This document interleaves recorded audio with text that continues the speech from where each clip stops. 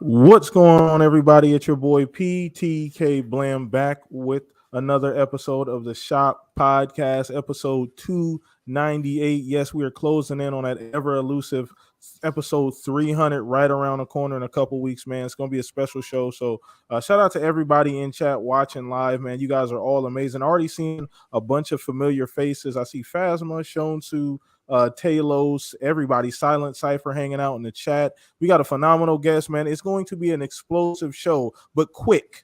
This is this type of week. The week it's been is the reason why I enjoy the show being on Saturday.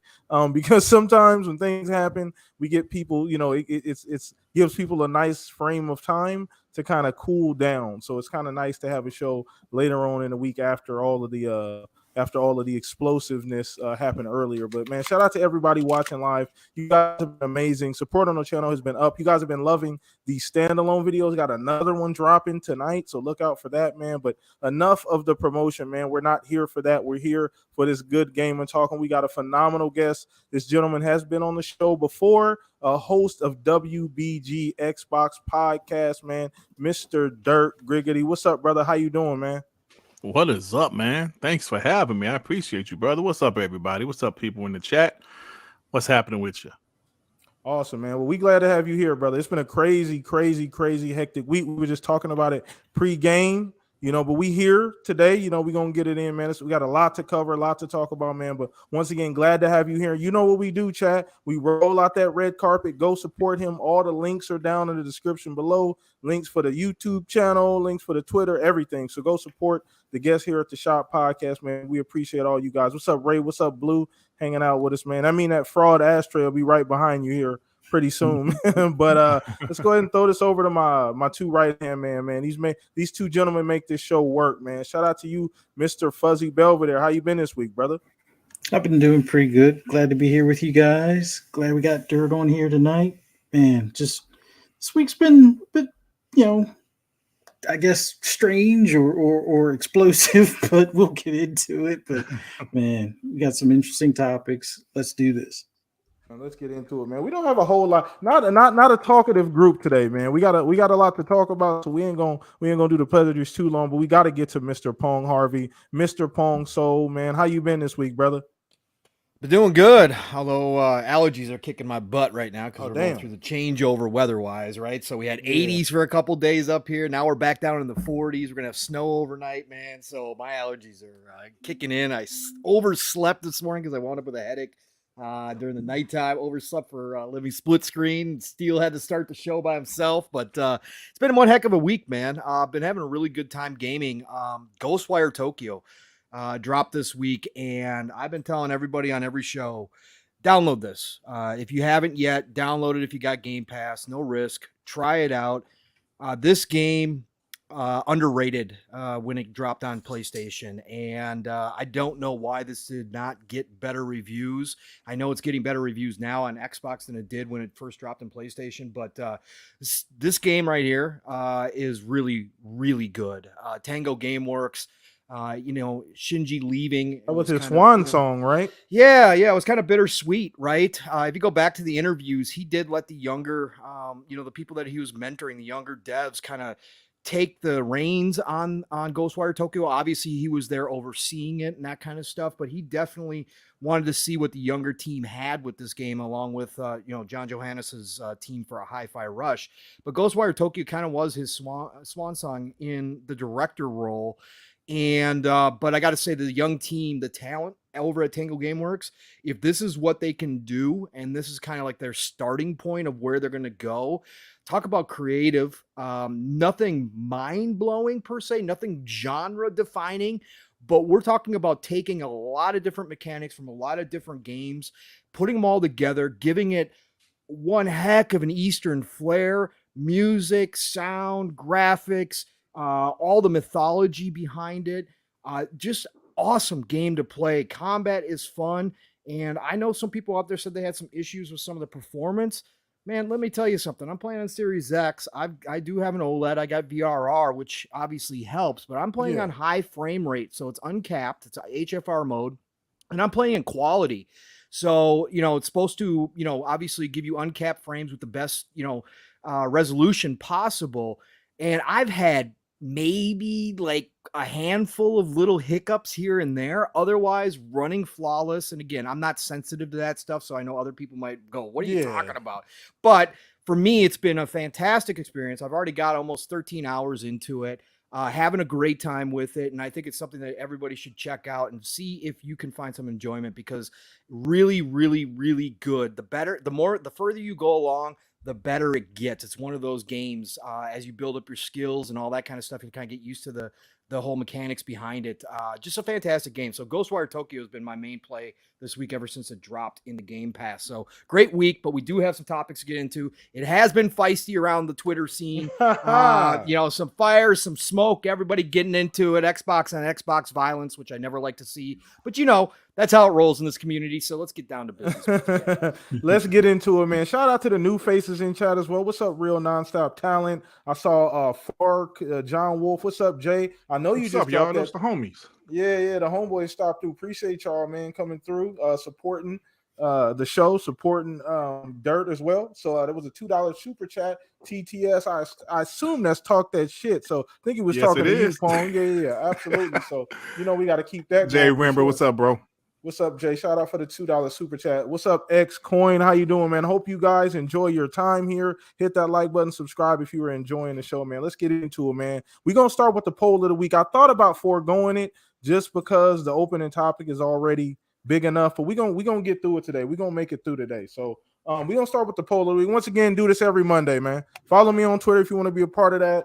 Almost 400 voters this week, man. You guys have been going crazy with the polls every single week. Follow me. It'll be up on Monday. We talk about it on Saturday. So this week's poll was with Starfield Showcase on June 11th. What is the question that you want answered the most regarding the game? So I just threw out 4 different options. We had how big, as far as how big is the map and or game, is space time travel, frame rate 3060, in-game. Essentially what I meant was like in-game story content. So I had to kind of I had to build on that. I had to throw out another tweet to make sure everybody understood. But frame rate ran away with it. 3060. That's what everybody wants to know. That was 47, almost half of the people that voted wanted to know what the frame rate for Starfield is. Sometimes these polls are like oracles, man. I put these polls out and stuff happens the same exact week. So we're gonna start with our guest here. We're gonna start with you, Dirt. Where you at, man? What out of that poll, man, out of those options, what do you want to know most about Starfield at the showcase? I would say probably how big the world is. Some of the things we don't really, some things we don't know. Maybe if there's any specific characters that that's going to be a huge part of the game. I would like to see some things like that. I'm just I'm kind of like, I like to kind of be blind going into it, to be honest with you. Yeah. Because I want to be surprised. Hey, yeah, oh, that's cool. That's kind of how I'm feeling with Starfield. So I'm not trying to predict too much. Just kind of just laying low, just going blind into it. But yeah, that's how I feel about it. Okay. All right. So how big the map is, they've counted the number of galaxies, the number of planets you could potentially travel to. So that is a great damn question. So I guess I'll throw mine out here. Mine was not frame rate either. Once again, this is prior to the Redfall stuff, and we're going to get into that for sure. But this is prior to us getting that news this week. So mine would have been space-time travel. I'm curious only because we see those Stargate looking things in the trailers and we keep seeing them and they keep showing them. I'm sure that's part of the story somehow, Dirt, but I don't know if you know what I'm talking about. The little Stargate things we saw in that last trailer where the character was like floating in the middle of it. Oh, yeah. Absolutely. Spinning around. So I'm curious, are those just travel points? I don't know about time travel, right? That's kind of crazy. There's no indication that we'll have time travel at all. But because I see the Stargate, it kind of opens up my mind to the possible, to the possibilities. Maybe there's things that we're completely unaware of that are going to be in this game, and that may be one of them. So I thought maybe would be, yeah. Hey, I'm sorry to cut you off. No, go ahead. All I can say is they're giving this game 30 minutes to show off this game. So yeah, in my eyes, that means there's going to be a lot of stuff to talk about, Yeah, no, for sure, absolutely. It's getting a full half hour. It's getting a full half hour. So for sure, and chat once again, let us know on the poll which option did you choose. What do you want to see the most out of Starfield? Drop it in the chat right now, man. What's up, Chio Walker? What's up, Social Gamer? Appreciate you guys hanging out with us. We gonna toss this over to you for see where you at on the poll of the week, man. You have 4 options. Maybe your option wasn't on the poll, but which one did you choose, brother? Well, my real option wasn't on the poll, but I guess somehow the tea leaves. I wound up picking frame rate because it was just one of those things. I think that we're going to get an announcement on that one being 30 as well. Hopefully, it doesn't result in the same chaos, but Yeah, right. the frame rate is what I voted. But the main thing I want to know is more so related around like the crew and the ship itself, as far as the amount of options or things that you can do. Like, can you task someone to be a particular position, as far as like, let's say the engineer or weapons person or the medic and so forth, and how's that play into things as far as like if you build like a base or like a shelter or something somewhere, if you can designate crew to stay there and so forth. So I'm more interested in I guess your companions or crewmates and things like that, as far as how deep the options are as far as what they can do. But it was just I don't know. It was funny that the frame rate option was up there, and then Right? a It's couple of crazy, days later man. we get something else announced about it. But we'll get into that. But I want to just know more about the crew for the ship and for your base. That's Okay. basically it. No, that's actually a great option, and I didn't even consider that. There's so much the game is so big though, Fuzz. Like this, I could have had 10 options in this poll, to be honest with you. Yeah. For real. Because I mean, there's so many. I didn't even think about the crew because they did highlight that. It's one of the first things they did tell us about being able to choose and pick your crew. Like, how does that work? Are they permanently Mhm. there? Can you like station them on particular maybe you have 3 or 4 different type of ships. Can you put them in Mhm. particular, type of ships, for their maybe expertise in something? Who knows? Like, we don't know how deep this rabbit hole goes. So we're gonna throw this over to you, Pong. And I saved you for last specifically because I know this is something that you've probably thought about extensively regarding Yeah. Starfield. So I don't know which one, man. I don't know. And obviously your answer may have been influenced by this week's events, but I don't know if that was already your first choice.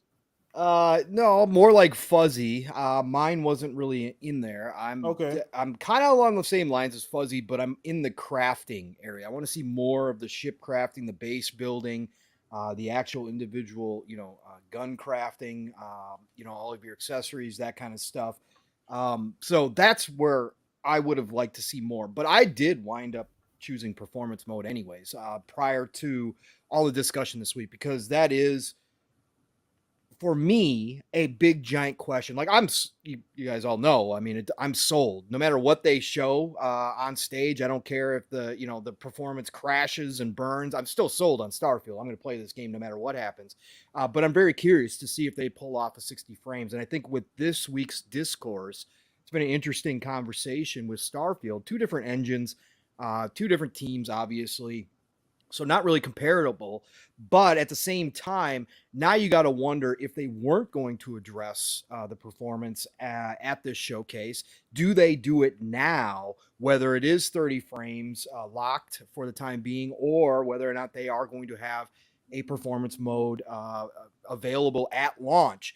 And I think that now at this point, again, we know that common sense is thrown out the window, and what we think never seems to happen sometimes. I believe that they do have to mention it one way or the other and get that out right now. Again, Starfield's a completely different game, although I will say this one does seem to have some more shooting to it versus their other games. Yes, Fallout has a lot of shooting, but you've got the VAT system with Fallout, which stops times, and lets you select where you want to hit and all that kind of stuff.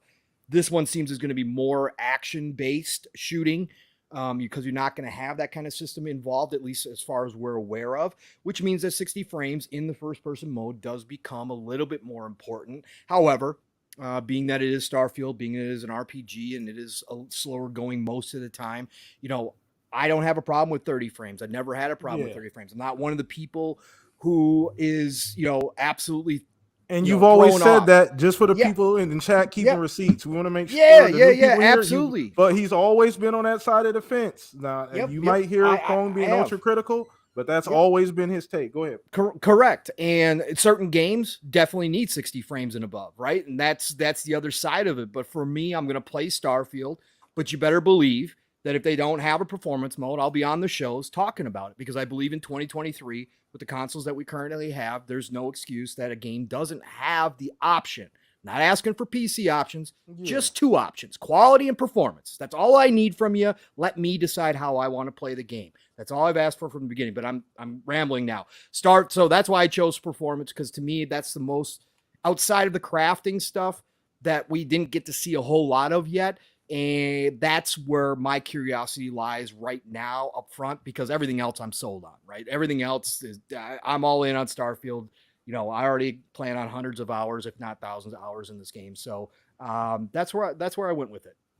Okay. No, and I'm not actually surprised with that pick. I mean, I figure the 3060 is pretty obvious. Now, this is prior. I made this, mind you, prior to the Redfall stuff, but we've talked about this multiple times about the frame rate anyway. That's going to come up regardless of the Redfall stuff. It would have happened anyway. Like, whether the Redfall could have came out 120 FPS, and people will still be having questions about whether Starfield is going to be 30 or 60 for sure. So we'd have this conversation anyway. But I want to double back here to you, Dirt, real quick about his question. Now we're asking in hindsight, right, Dirt? You know, with all this week's events, how does that impact Starfield? Because what you got to think about it. And I know we'll get into this. This is actually the next topic, so we're just gonna segue right the fuck into it anyway. But how does this impact Starfield? Because you know what, like Redfall is the big game prior to Starfield. We don't really have any, well, Diablo, I guess, but that's not first party, you know, in between Redfall and probably Starfield. So how do you think this now impacts Starfield as far as messaging? Do they need to get ahead and say, fuck it, we're going to put it out now, it's 30, and get ahead of it before the showcase? I think you have to. Part of me, first off, let me say this. I do believe it will probably be 30 also. I hope I'm wrong. But it's a huge game. Massive game, massive world. It will probably be 30 also. But as far as messaging goes, I think it's going to be a rough day again for us Xbox guys, a rough week, especially pro Xbox content creators like myself. I think they need to just go ahead and say it at that event. But so what makes us so sure it's 30? I know it's tied, and I know like the history. Like, is there any chance, snowball's chance in hell, of course there's that a he chance. pulls a rabbit out of the hat and says it's 60? I mean, because I think we were maybe 2 or 3 months ago. I feel like people were just a little bit more optimistic. Maybe I know the Redfall stuff kind of doesn't help, right? I don't know if that stench has kind of, you know, wafted itself over to Starfield yet. Well, you're right. People were more optimistic before the Redfall news. I guess even though they're different engines, like Pong said, they're still under the same publisher. They're, you know, it's Bethesda, right? So people kind of like, this game is even a bigger world than Redfall is.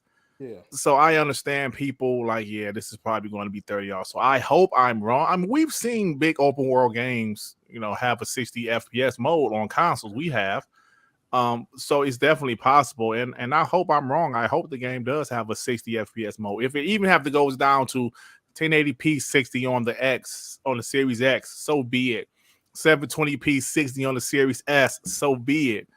I think it would be great that they have some type of 60 FPS mode on to Starfield. So, and as far as, like I said, as far as the messaging, that's tough. Just man. go ahead and just throw it out there, man.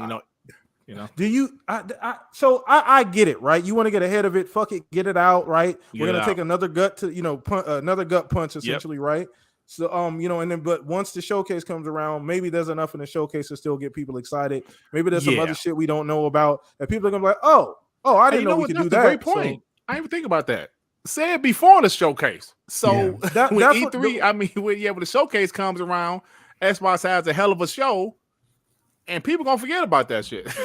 Yeah. So you're absolutely right. Yeah, you're right about that. I think it'll be enough of distraction anyway. I think there's a lot going to be going on around that time anyway, and I think we'll all be. We're all fucking kids at Christmas, bro. Whether we have a formal E3 or not, all of our attention is going to be focused on these summer shows. It always is, no matter what's going on, no matter what news we had prior to the actual showcase. We're still going to be locked in on what we're seeing at that showcase. I do think we still like. There's an opportunity now. Do they need to get ahead? I mean, it feels like it right now, Dirt. Like it feels like. I have an example. What? This is why I think they need to say it before the showcase. If it's going to be 30. If it's only going to be 30. Now, if it has a 60 FPS mode, just announce that at the showcase. It'd be perfect. Yeah. I remember when John Wolf interviewed me last year sometime when I said, remember PlayStation showcase in 2020, like the one they had in September, I believe. It was a damn good showcase, but everybody ignored the showcase and they focused on Horizon Forbidden West being cross-generation.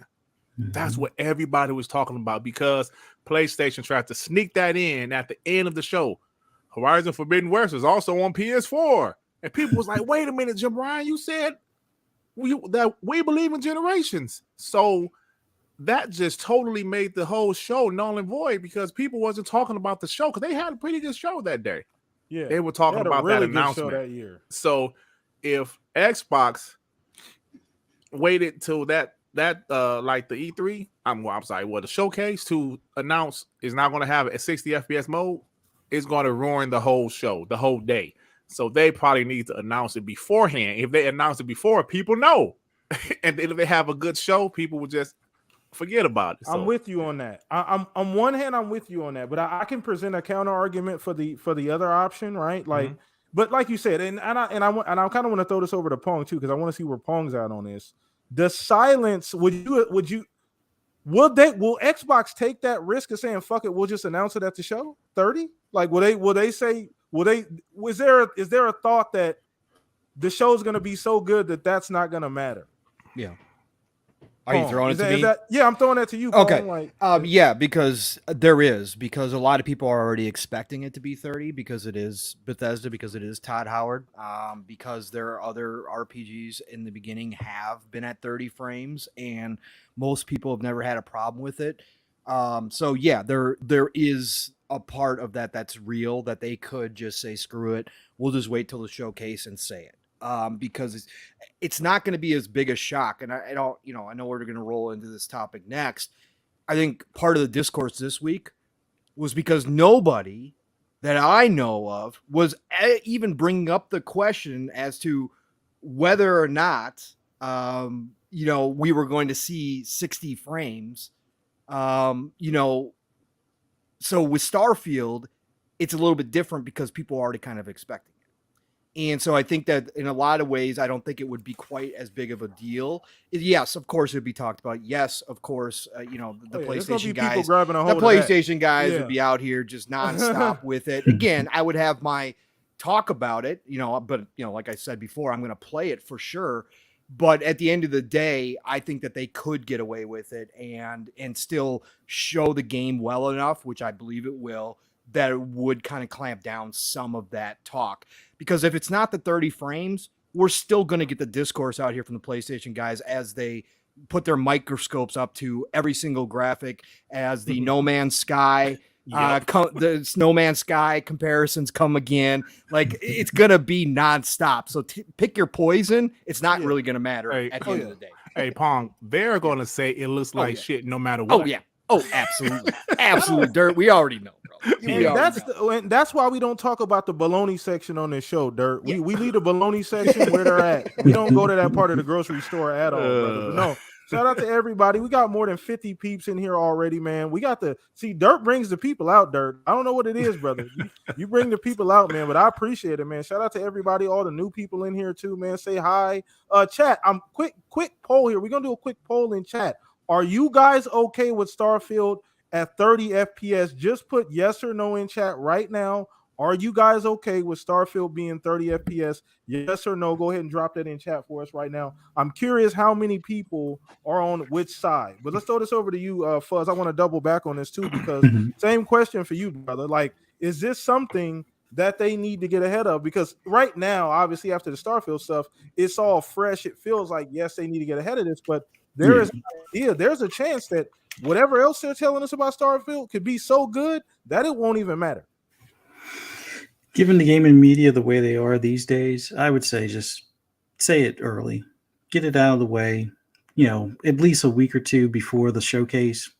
And it's not that it should be that way. It's just a matter of the gaming media is already talking about Outer Worlds 2 coming to PlayStation because the recent hire list has something about multi-platform, and it's like, you do realize PC is still considered part of that multi-platform, but I would just like for them to say something sooner rather than later, because doing the day of, it's kind of like what Dirt was saying with the showcase. It kind of spoils it.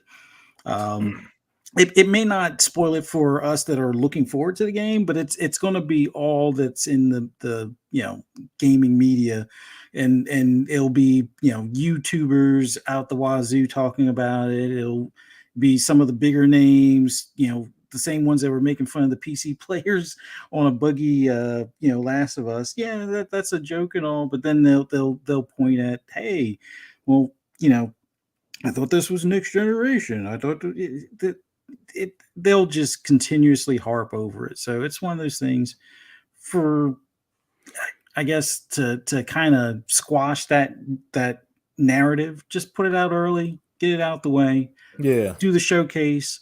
Everybody's happy. They're already excited. They've already gone past the disappointment or whatever, and they'll be back on the hype train and even more hype after they see what the showcase has to show. Just don't wait. Whatever the case is, don't wait past that point, because if you guys show it off the showcase at 60 frames again, like we saw, during the announcement of the June 11th showcase, right? And everybody, broke down that video, and we saw and we know it was running on PC. We all know this. We're not dumb.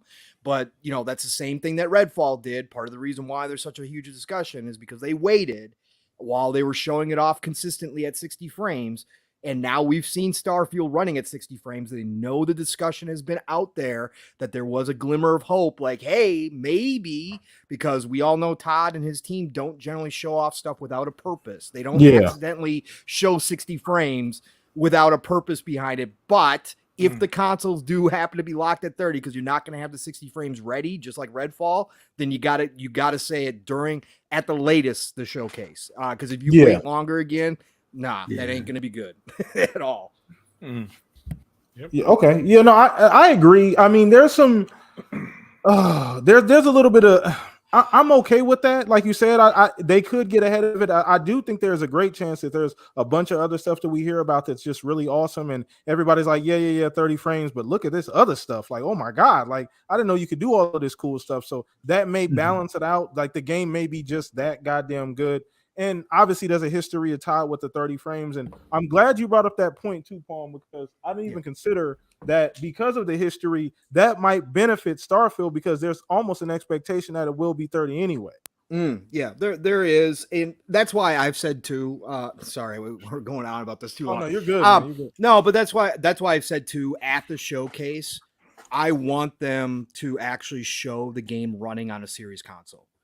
If I had my way, they would show it off on Series X and Series S to give everybody an idea of what it's going to be like, and that's when they could talk about the performance.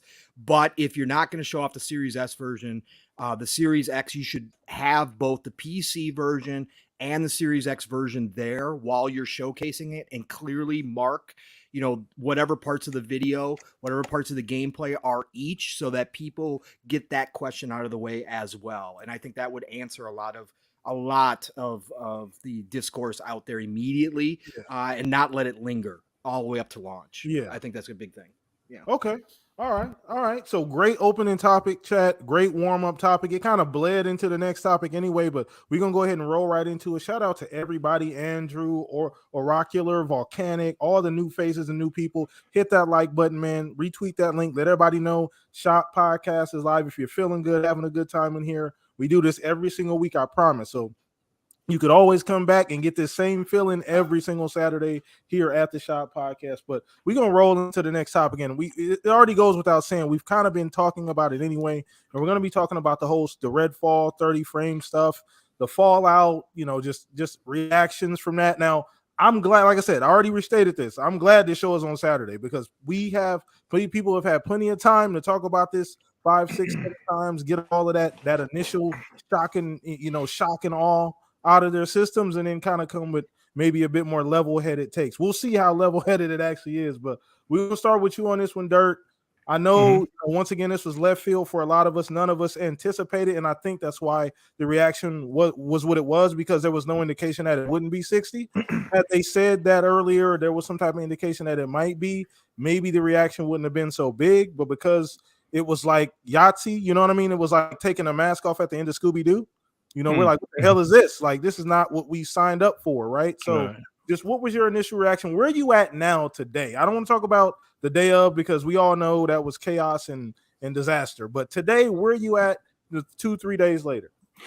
Well, I was extremely disappointed when I first seen it. Like, damn, guys, I wish it was 60 FPS because like I mentioned this on my show last gen, I didn't really, I don't know why, excuse me, I didn't really feel the difference between 30 and 60, but this generation, I felt it.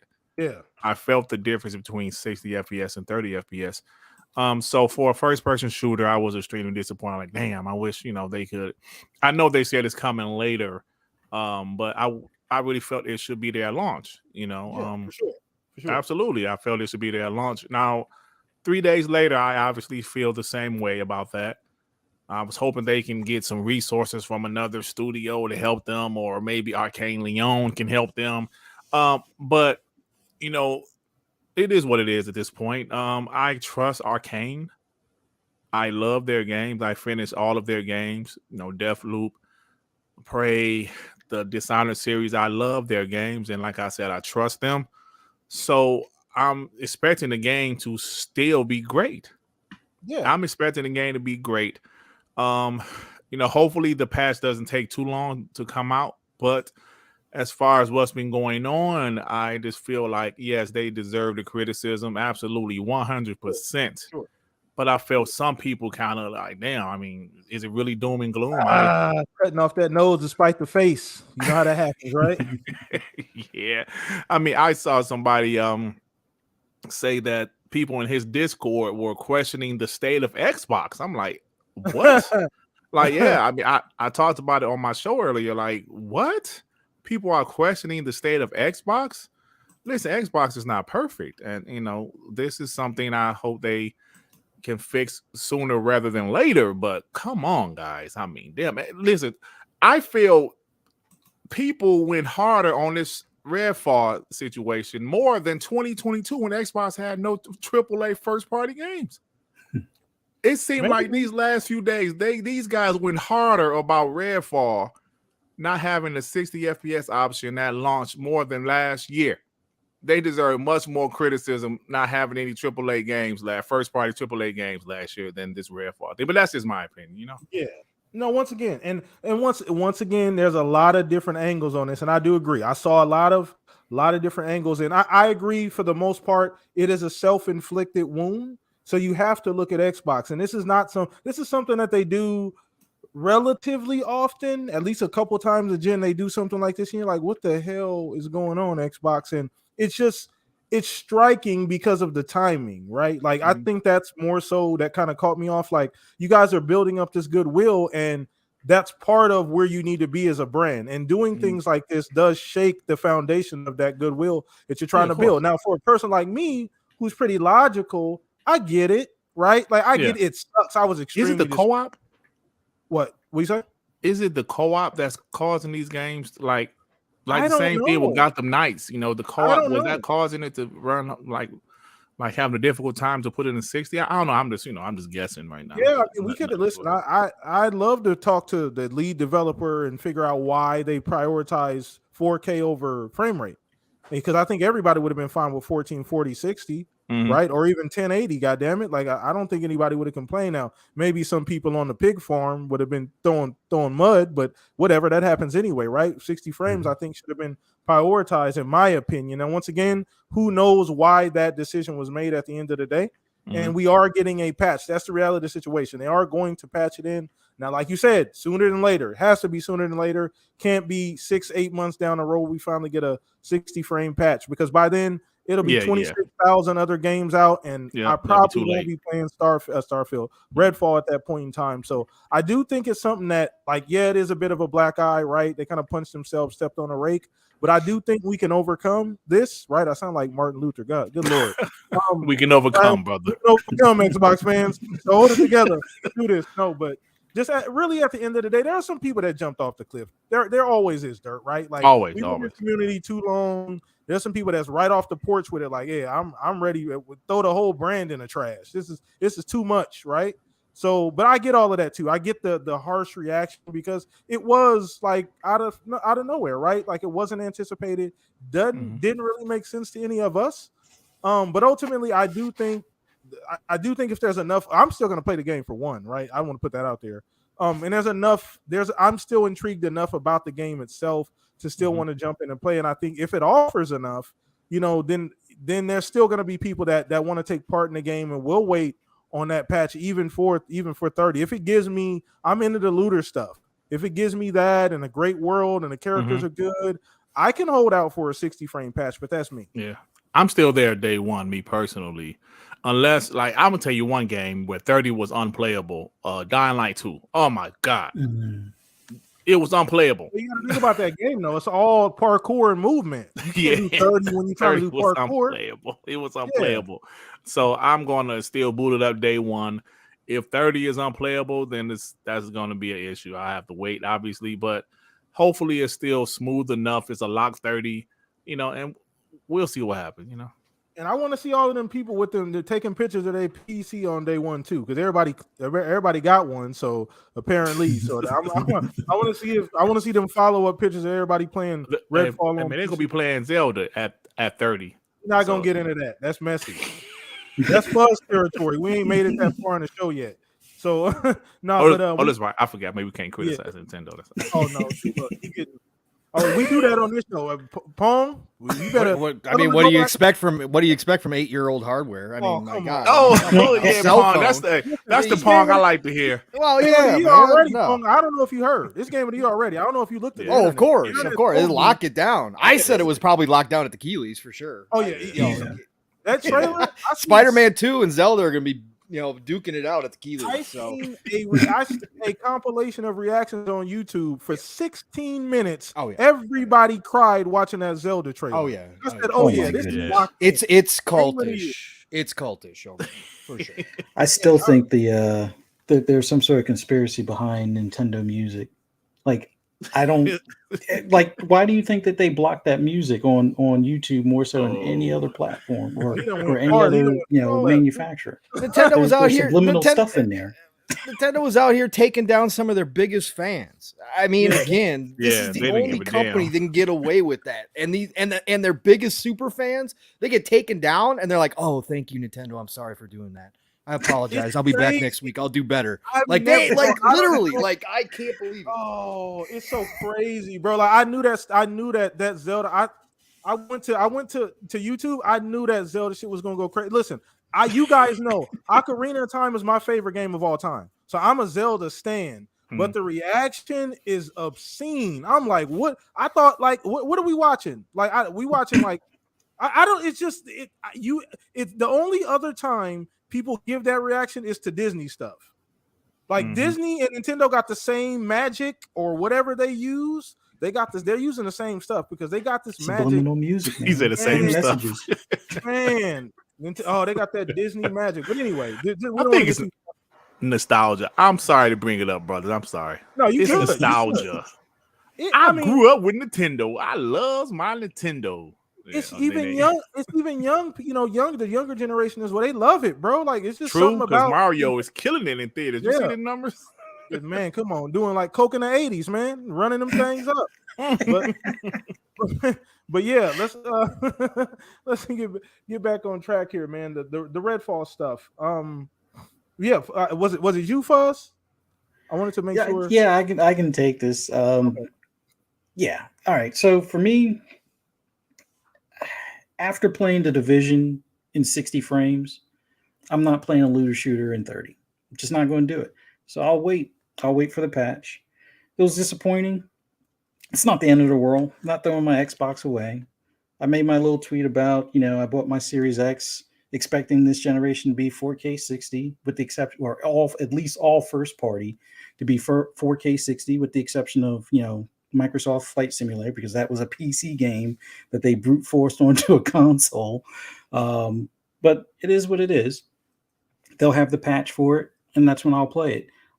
My PC right now, I'm mainly using that for modded games like Flight Sim, like Grand Theft Auto, with all the bells and whistles and ray tracing added after the fact.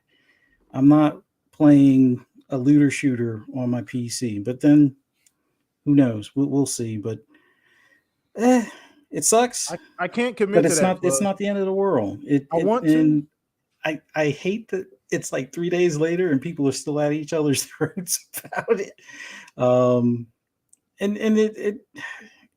Here's the either the bad take or the controversial take. From my standpoint is, if someone says that they're not happy with it, okay, they're not happy with it. Leave them be. If the other person says I'm fine with it, let them, play it at 30. Leave them be. We can't Don't do be that. like, well, you should be upset about That's the boring. 60 We can't do that. or that it's not 60. And then the ones that don't want it to be 30 or that they should, they want to wait until it's 60, leave them be. Don't be like, oh, I went to the gym and talked to a girl and told her, I stood up to Microsoft because no, that's crazy talk. This is Xbox family. I look at it as we can agree to disagree and move on. But it is what it is.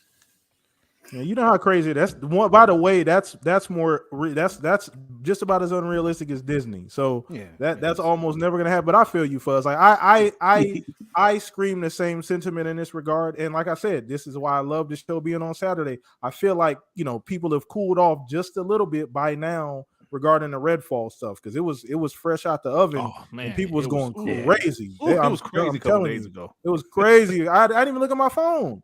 It was that bad. I put my phone down. I said, I'm not looking at Twitter. I'll go to Reddit. Crazy. I'll do something different today. I'm not doing none of this stuff. But it was crazy. It was insane. But like you said, at the end of the day, I do want to make sure we acknowledge both sides, because that's what a lot of shows, that's what a lot of fans fail to do. You can criticize Xbox. You damn well can criticize Arcane for this decision. But at the end of the day, you got to look at the reality of the situation. There is a solution on the way. That is true. There is a reality that we're going to get. You're going to be able to play this game shortly in 60 frames. That's going to happen at some point, hopefully sooner than later. Okay.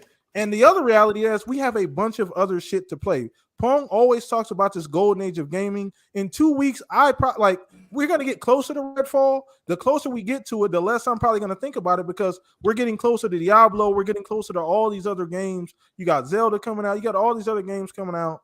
So people are going to have plenty of other things to play in the meantime. Now, that doesn't excuse the whole Redfall thing. I get it. But at the end of the day, we have a lot of great damn distractions, and I don't want to miss out on that. I'm still playing Redfall day one, just because I want to play the game to see what else it offers. Now, if I don't know how the transition from 30 to 60 is going to be for me, because you're right, Fuzz, I am used to playing 60 in Division and Destiny, and it feels normal now. So going back to 30, I want to see how rough that is. If it's not too bad, I'll probably be able to do it. Yeah. So I'll go here. There's layers to this, and first of all, shout out to Dirt and Sean on TTS for addressing it, and because obviously you guys have a lot of the hardcore Xbox side, Dirt, right? Obviously, you guys make no You guys don't fake where you're coming from, right? Ever. Right. And that's part of the draw to your show. And again, hats off to you. You guys, know great that show. I'm always in there, and Yep. I appreciate what you guys do. And I appreciated the fact that you came out and said it, because there's a lot of us who are criticizing that have gotten wrapped up into. This is what happens in this community. And I'm just going to touch on the community stuff real quick, because I do think it's important. It's a part of a bigger discussion we go through quite frequently here. But the deal is that everybody gets wrapped up. It's either black or white. There's no gray area. And there's a lot of us that do criticize Xbox that get wrapped up into the same group that you and Sean were talking about. Dirt on TTS. The people that are trying to get validation or attention from certain Sony side of things, Absolutely. that kind of play that way. And the rest of us get wrapped up in it. And there's a lot of, there's knuckleheads on both sides. Let's be real. Absolutely. There are people in the Xbox community who do believe you can't criticize Xbox at any point. Yep. But but for us that aren't out here trying to get validation from anybody, I could care less. I'm too old for that nonsense. Right. And Yeah. most of us here know, like, we're beyond that point. I ain't looking for anybody's approval whatsoever, right? So I could care less. I'm not digging up stuff on Xbox on a weekly basis to criticize them on. It just so happens that because Xbox is my only place that I'm playing right now, I don't have PC, I don't have PlayStation 5, and I certainly don't have Nintendo. I'm focused on Xbox, and I want the best from Xbox, right?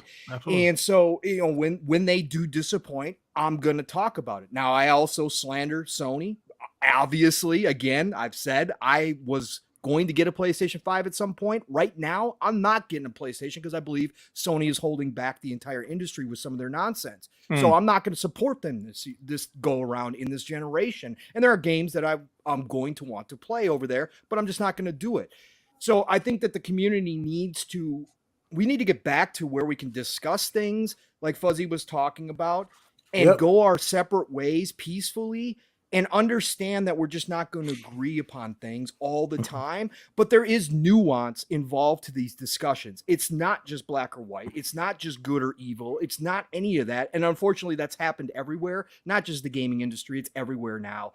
That's how we've tribalized everything. And it happens here too. So that's my community thing. I just want you guys to all understand.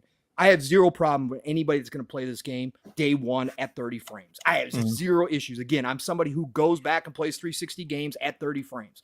I'm somebody who was just 2 months ago playing Dishonored 2, an Arcane Austin game that's in 30 frames, right? I can do that. That's not a problem for me. One of the layers to this is the fact, number one, that none of us believed that this game was going to come out with only a 30 frames mode. None of us. There was never a question as a first-person shooter, a looter, much faster paced than most Arcane games are, being multiplayer. We all just assumed this was going to have a 60 frames mode. And again, the shock of 3 weeks prior to launch being told, oh, no, that's not going to be ready, even though it obviously was a part of our development process, because we're telling you we're going to have a patch out later. So that means a part of the game was cut to make this launch date.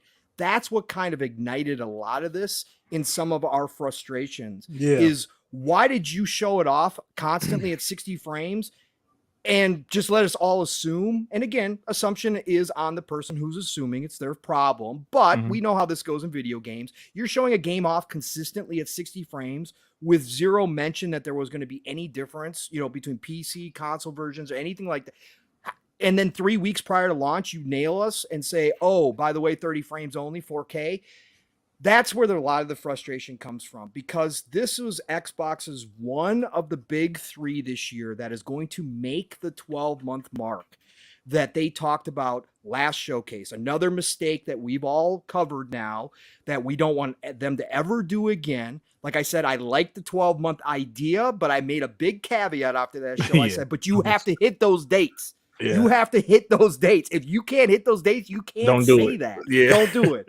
So the fact is, I believe, and this is just straight up my opinion, is if they had not done that 12-month thing, they would have delayed this game Redfall further out and let them That's get a the good 60 frames assumption. in there, right? But because we're assuming, again, Forza's not going to make it. It doesn't look like it's going to make it. Starfield's obviously already September, that they did not want to have 0 for 3 on their big game showing up within that 12-month period. So for my opinion, I think this was high up. They probably knew about this a couple months ago, but they made the decision, look, we can't go 0 for 3.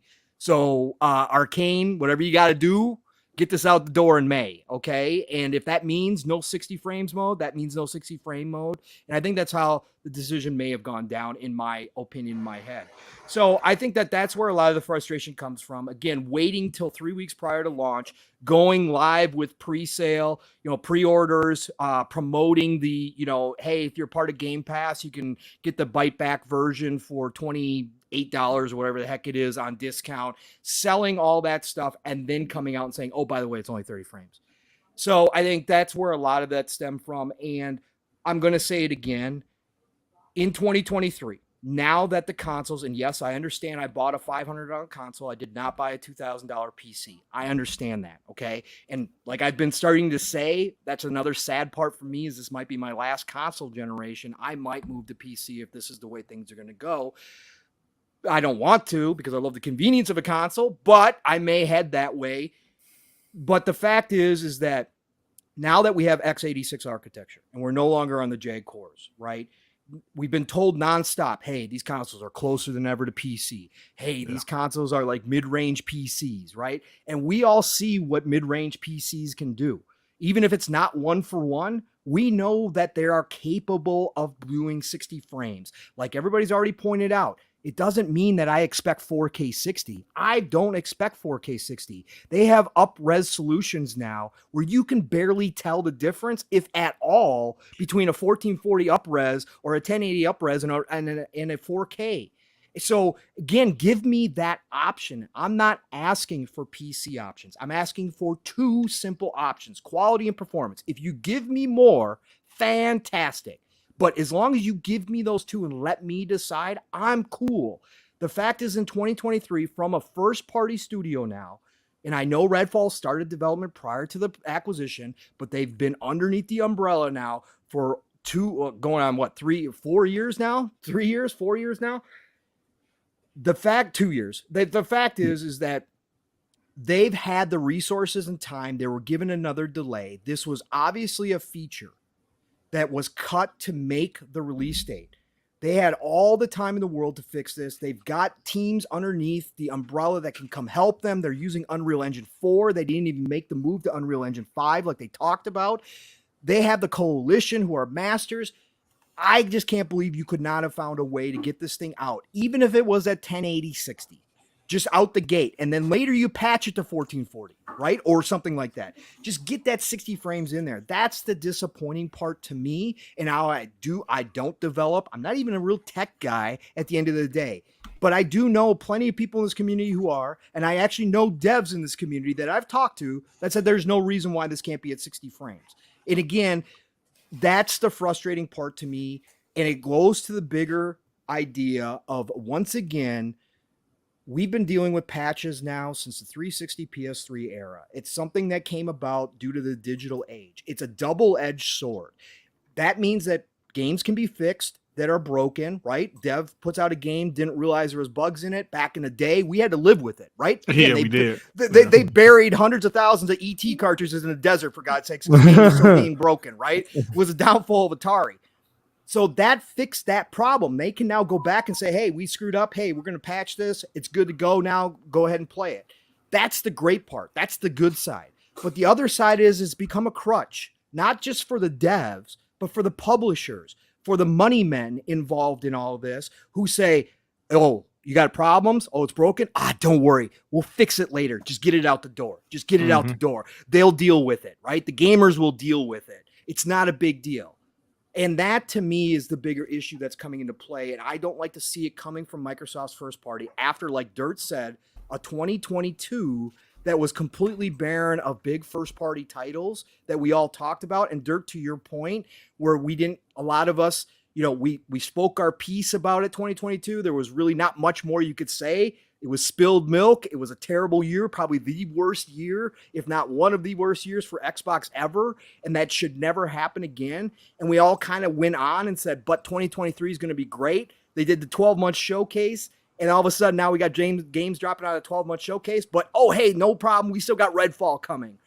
It kind of built up to that moment, right? And so a lot of the frustration you're seeing, a lot of the extra criticism you're seeing is that build up like, hey, this was supposed to be the year. Now the first big game out the door this year is already lacking, to some people, not to everybody, but it's lacking to some people. Yeah. And I think that's a big part of the extra criticism, but I'm not on the side. Obviously the knuckleheads calling for Phil's job and all that kind of stuff. Come on, people. That's where you guys go wrong. When you start calling for people's jobs over this, or that doom and gloom that Xbox is toast. Of course Xbox isn't toast. They're buying ABK, for God's sakes. Okay, people, everything's going to be fine when it comes to Xbox. We're all going to get through this. Even the people that are frustrated like me, we're going to get through it.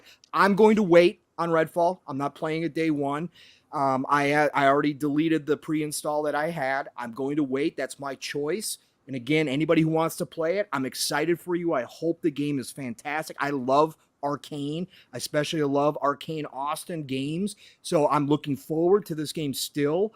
I'm just going to wait for the 60 frames. If it was a normal single-player Arcane experience, and yes, I know they built it from the ground up with the single player in mind, but my plans were to play the majority of this game with multiplayer co-op, which is going to be a much faster paced game. I'm just made the decision. I'm going to hold off until the 60 frames shows up, hopefully sooner than later. And that's where I stand with it. Again, I think they do deserve the criticism. I think Microsoft does. I mean, there are some questions involved that continue to go around and around until they clean this kind of little stuff up. Those questions do continue. And I think some of them are fair. Not the Phil sucks. Oh my God, bring back Donnie D for God's sake. Okay, that stuff's gotta die. I was watching Mavco last night when I saw that chat. I was like, come on, man. Come on, man. Come on, man. It's crazy. Y'all forgot? Y'all want us back there again? I don't want to go back to that cave. No. I don't want to go back to that cave. No, but they just do need to clean up this little stuff. We need to get back into a good streak, and it always seems to be these little trip ups after they go through long stretches. That's the thing really good, and then these things come along, right? Yeah, exactly. That's the thing for me. The little small hiccups along the way that do damage to the brand, because you can drop a pebble in a pond, that wave is still gonna ripple the entire pond, right? Like these things feel like small things, but when you're trying to get the brand to a point of, now listen, I don't care how you feel about this. Sony exists in the space that it does because of their brand strength and recognition, and the way they've built that is by not doing things like that, doing what they say they're going to be doing. Obviously, they've done some shaky things. Obviously, dumb things. The cell processor, $600. We don't. Really they've had their hiccups, but they've been able to build, a certain level of cachet, amongst the brand and how people look at the brand, and they don't seem to have those issues. So I don't agree. Like you said, the whole Phil asking for his job stuff, that's crazy, right? Like let's not forget where we were at. 2013 wasn't that long ago. I'm not stupid. Like, you know what I mean? Like, so we're not going back there. I don't care what anybody talks about. So we're in a far better space than we were back then. But I agree, man. It's just the small things that I sit my phone down and I'm like, oh, you know what I mean? Right. Like this is just like, I get it, right? We're gonna get through this, but like, do we need this? Like, do we need this right now? Like, we probably don't. You know what I mean? And I don't want this shit to sound like an AA meeting, but like that's how I feel sometimes. You know what I mean? Like, just to be 100% honest. Yeah. It's Dirt. You've been around longer than anybody, and you've been one of the Xbox only guy. You've been one of the bleed green the whole way, right? You named your whole show after it, even though you do play PlayStation, you play other things, but you stuck by Xbox, whereas I'm the dude who's gone back and forth. Whoever's best for my wallet gets my money up front, and then I buy the other one later, right? So I don't have that brand loyalty like some of you do, but you guys, I cut slack to the Xbox side too, because you guys went through a whole generation of putting up with this nonsense. I've heard your stories. So even though I wasn't in this community, I obviously know the people involved. There's still a lot of them around. I've heard how they talk now. I can only imagine what it was like last generation for y'all. So I get it. But like PTK said, for you guys especially, sometimes it is like, oh man, come on, not again, really? Not we're gonna do, because I can hear in your voice, Dirt, when something comes up, like how you talked about how you saw the news and you were disappointed, because you knew what the other side was gonna go with. You automatically knew what kind of day it was gonna be on Twitter for you, right? You knew it.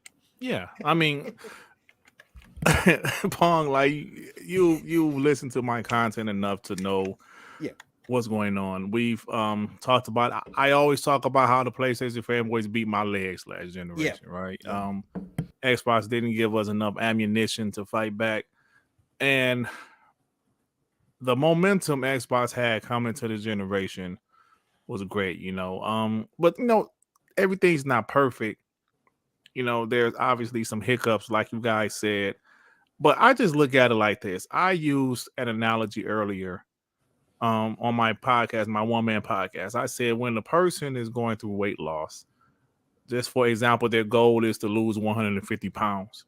During the process, they're looking at that scale. They're seeing that weight drop off. They're ecstatic, like, oh my God, I can't wait to get to my goal.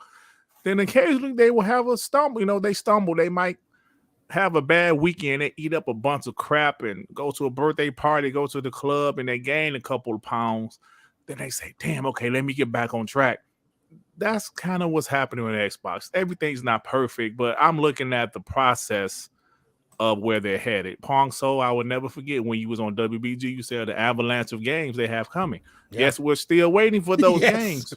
But just knowing, just think about the games they have announced already, whether it's Redfall, Starfield, Forza Motorsport, Hellblade 2, Contraband, Perfect Dark, Fable. They have so many games that they have announced, and they have so many games they haven't announced yet. We know they have tons of games in development. Xbox went from having 5 studios to, after the ABK deal, 32 studios. So yes, they're not perfect. Yes, they stumble occasionally, but as an Xbox fan, I'm so happy to see where they are, right? And they're only going to get better. No matter what people say, no matter how the other side tries to downplay things. We've heard this news about Frank O'Connor leaving 343. And I saw some people try to make fun of it. Like, no, this is a good thing. We needed a change at 343, right? Correct. That's what I didn't understand. I saw that, Dirt, and I had the Halo, not to go too far left here, but Halo thing is weird for me because a part of me, I'm a big Halo fan. And I understand where Halo's at, right? It's not revered as it once was, yada, yada, yada. But I don't understand the people that dance on the grave of Halo every time we get some information about this. Like, I told you I was right about Halo Infinite. I told you I was right about Halo Infinite. Like, what the hell are you talking about? I can't stand it, man. He hadn't even been working on Infinite in months. He hadn't even been part of the team in months. He hadn't been doing anything with 343 in months. All you got to do is go back and do a little bit of reading and do a quick Google search, and you'll see that he hasn't been much a part of Halo really at all. Wait! You just asked this community to read things? Come on. Yeah, I did. That's something they don't my do. bad. See, I just there we go. Yep. God damn it. I just answered. Never mind, Dirk. Go ahead, bro. I just answered my own question. But so I'm saying, like, the process of this thing is, it's not gonna it's obviously not gonna take overnight. This is something Xbox had to I always say they had to rebuild the brand back. They had to rebuild it, and we're witnessing everything they're doing right now. It's unfortunately it's still taking time, man. Unfortunately, things happen, like Redfall not having a 60 FPS mode. But me as a real Xbox fan, look, man, I always say with my channel, I am a genuine Xbox fan. I am not a guy that's an Xbox fan this year and next year I'm going to flip. No, I am a genuine Xbox fan. That's why I mentioned, like Pong said earlier, when the things I've been through, just like PTK, when I first heard your channel, you was a genuine Xbox fan. Oh yeah, absolutely. Genuine, right? And you never flipped over the years. So this is something that I am passionate about, and the Xbox brand is my favorite gaming platform. And yes, nothing's perfect. Nothing's perfect at all, but I believe what's happening is going to we're going to benefit, right? We're going to benefit, especially guys like us that stay here throughout the thick and thin. Yeah, absolutely. ups and the growing downs, you know? pains, growing pains. Yeah. Yeah, growing a lot pains, of yeah. it is that. Yeah, Yeah. a lot of it Yeah. is that, especially with how fast they've grown, and some people like to criticize that, and it's not unfair in business. You can grow too fast, right? Right. But Xbox obviously being underneath Microsoft, they're going to get a handle on things, and eventually things are going to smooth out more. At least that's what I believe at the end of the day. And things are going to look up, and they have been for a very long time now. That's why I'm here. That's why I'm Xbox. Yeah. That's why I love Game Pass. Game Pass is the greatest thing Game ever Pass. created in Great, video bro. games. Great. And you know Phenomenal. what? Love it. Yes. Another thing that we need to highlight too before we move on to this next topic. We gotta take into account the human side of this. Dirt, Pong, Fuzz. Some of us are just you got to take a step back. A lot of us are just too close to gaming. We're too close. So what I mean by that is that we're on Twitter every day. We see a lot of this stuff where otherwise, like a majority of the people that play these games probably have no idea Frank left 343. Right. Like, you know what I mean? Like, there's a not. majority of people that. So Yeah. what I'm saying is sometimes we feel like everybody's feeling the way that we do when it's just a small corner of the internet, right? Oh, It's yeah. our community, and I think sometimes we lose track of that. Not you guys, obviously, because you guys always put everything in proper perspective. But I feel like that feeling goes around. It's like a huge shockwave that hits the community, and it feels like everybody feels the same way. So sometimes you got to take a step back. That RTS view. Shout out to Steel Rain. I'm stealing your ad libs. I'm not paying you either, by the way. Still, I'm sorry.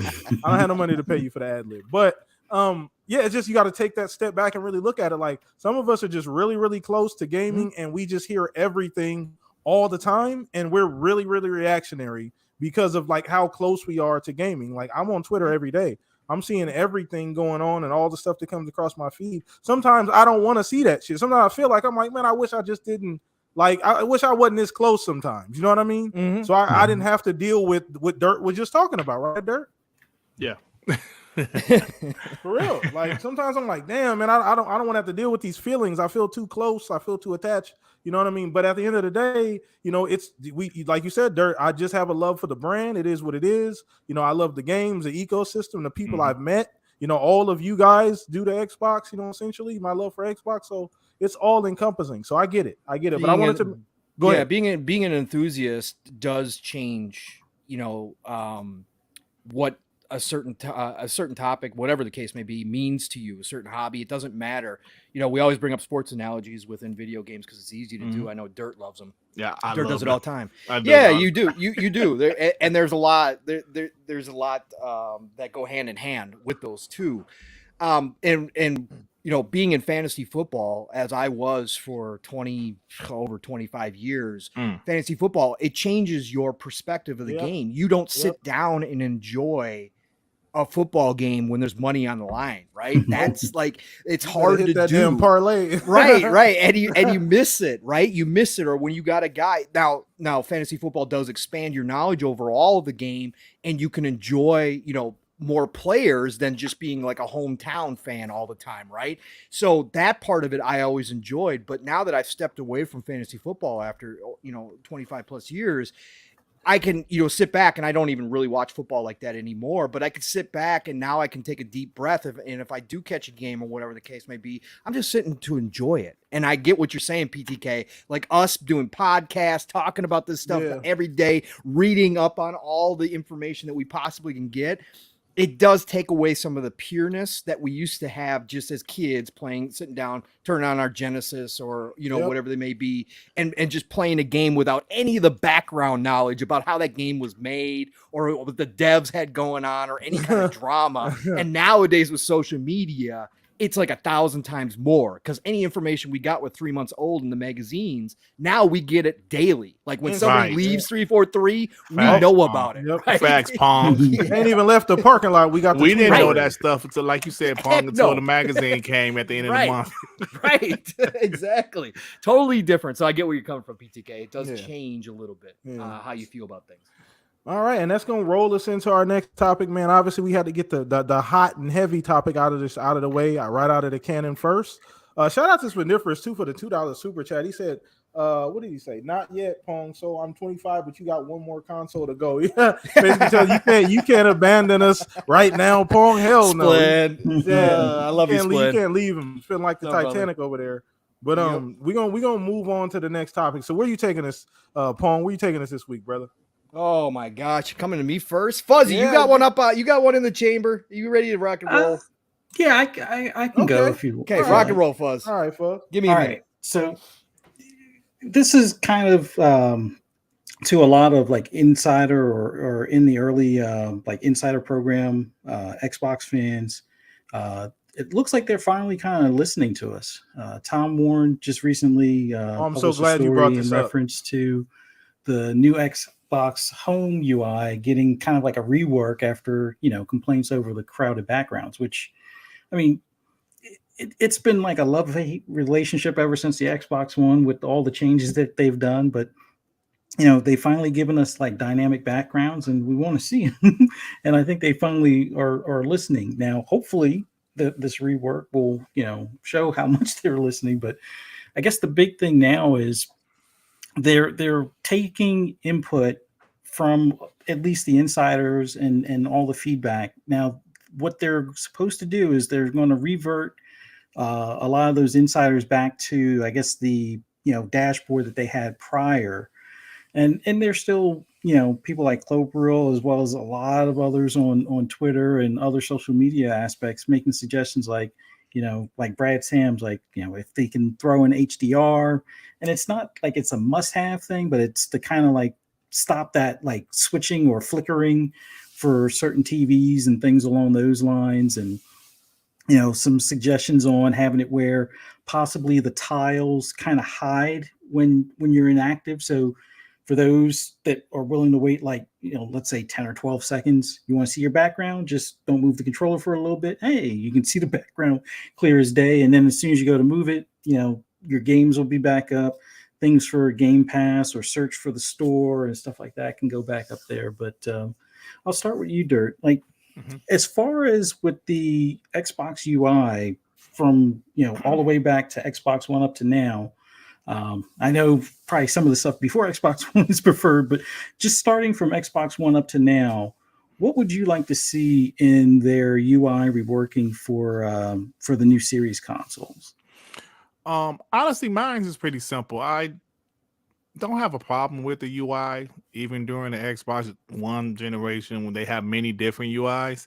Mhm. But the current UI, I like it. The only thing that I would like more is kind of what they're doing, to see the background more. I do love the dynamic backgrounds. I actually like that on the PS4. That's Mhm. kind of weird they didn't bring it to the PS5. That's Yeah, very weird to me. exactly. But I do like the dynamic backgrounds, things, like the background moving and things like that. So to see the full background, I would love that. The current placement of the tiles, the advertisement, that doesn't bother me. That doesn't bother me at all. It never did. Because listen, man, we know advertisement, Paying the bills, that's a part of business, right? It's gonna be there. People say, I'm tired of the advertising. It's gonna be there, brothers. We need to just get over it. But yeah, I would like to see more of the background. And Awesome. like you said, if that's the thing where we just don't touch our controller for a few seconds, and then that'd be dope. That's dope. Yeah. Fingers crossed they continue iterating and getting that to that point and stuff like that. So awesome feedback. Pong, what do you think as far as like some of the things you would like to see in the new UI as far as after they do like a rework? What would you like to see on the new series consoles?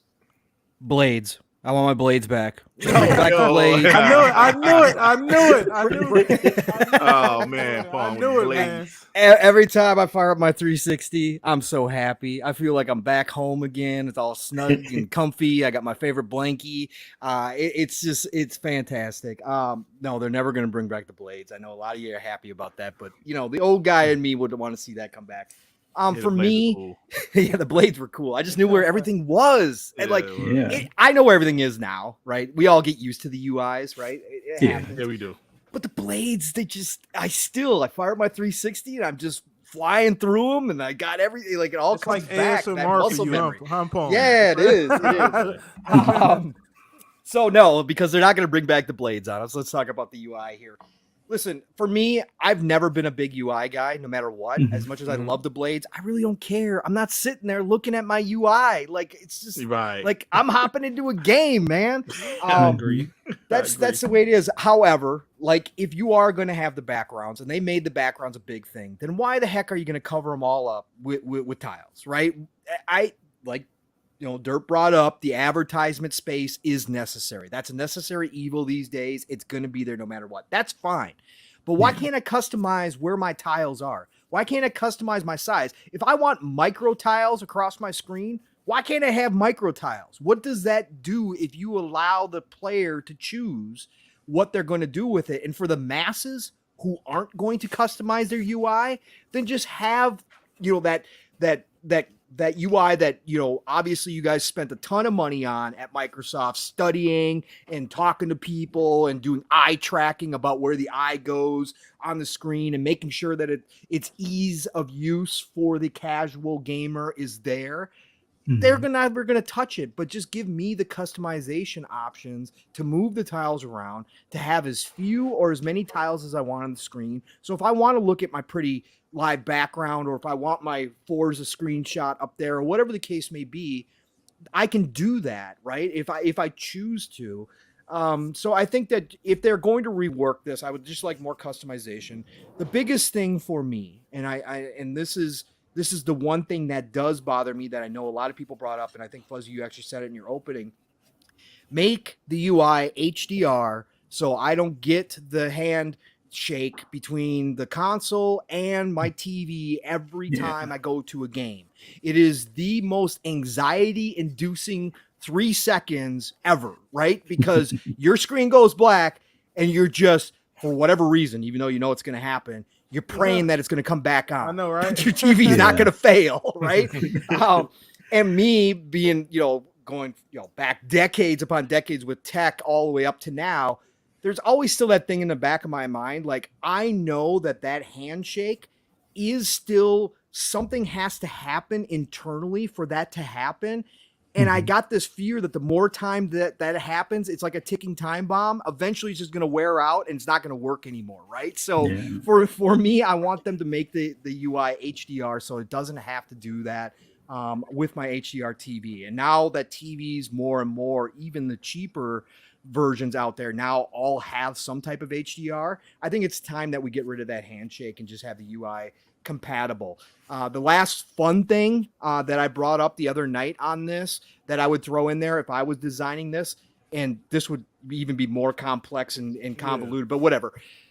I want a custom music bar up on my UI so that when I turn on my Xbox, it's got my favorite game music playing. I think soundtracks from games that you have should be available for you to listen to on your UI. And I think you should be able to have a little sound bar, a little, whatever you want to call it, up in the corner that just has your list of favorite music tracks from your games that you own that just plays when you turn on your Xbox. That's what I'd like to see for fun. Pretty cool. That's actually a pretty cool idea. I never you should put that as far as one of the insider suggestions. Yeah. Like I know that there are some games when you buy like the deluxe version, they give you like a soundtrack or something like that. Yep. That would actually be pretty cool. Like me being the Forza guy, although they have like 6 different radio stations, just some of the songs before I get ready to load it up. Go through YouTube, see if there's anything as far as. And if you couldn't do it with third party, right, Fuzz? If you couldn't do it with third party, Microsoft owns a lot of the music, right? Obviously, from their own games, they can just have they could have a jukebox right in there of all the Microsoft music, right? All the games that they own. Yeah. Pretty cool. So, PTK, what do you think as far as the UI? What would you like to see them change or update or switch up? Well, I'm glad you asked this because I wasn't sure if we were going to get to it. So I'm glad you brought this up. So I was super excited to hear about this. Shout out to Tom Warren for, kind of giving us the few details that he's able to give us. So I'm always excited about UI changes, right? Because I always wonder, I go to Speculation Town when the UI stuff comes up. Now, I'm not a big tech person, but I do like to see what iteration of the UI we get next. I don't have like an innate issue with the UI as it is now. I mean, it's not really choppy. It's functional. I know where everything at. It works. It does what it's supposed to do when I need it to. There are some small things that I could, obviously I'd like to see tweak. But obviously the big thing is if you're going to encourage dynamic backgrounds and make this a thing, people would like to be able to see them. So I do like the option of maybe making them customizable, maybe changing the size to a small tile or something where, maybe you can move them around a little bit more. Maybe there's a grid that they could, put that you could kind of place tiles where you need to kind of out of the way. That would be kind of cool. I did tweet out. So when this came out, right up under Tom's tweet, somebody posted, we get, I'm sure you guys see it all the time, Dirt, Pong, and Fuzz. People do the little fan-made mock-ups of UIs, right? The pictures and the GIFs, and sometimes people do videos even. There was one that I tweeted out that I thought was really cool. It was right up under his post, and it was almost like, now, I don't know how people feel about Windows 11, and some people hate it, some people love it, whatever the case may be. But it was a really, really cool mock-up, and I mean, I wish I had more time to explain like the details of it, but I'll probably post it on Twitter after the show is over. But I thought that was really cool. It was kind of a drop in, drop out, everything minimized, everything was at the bottom of the screen.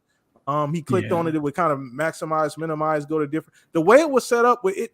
The functionality made me, it felt very PC-like, but it felt super convenient. Didn't feel like it took up too many extra resources because sometimes people do this and forget that everything you add to this UI takes resources from everything else. So like if you wanted to sing and dance, realize that it's going to take a little bit more horsepower, right?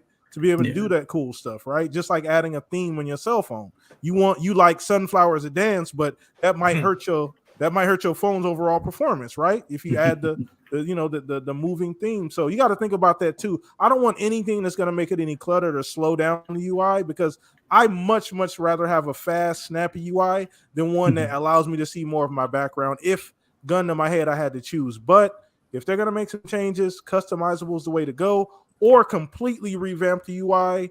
I'd love to see them use the one that guy made. I can't remember. I'd give him a shout out, but that's kind of what I want to see. I don't really want anything too crazy. Yeah. Nice. Yeah, for me, like when I first came to Xbox back at the beginning of Xbox One, I thought the UI was pretty cool.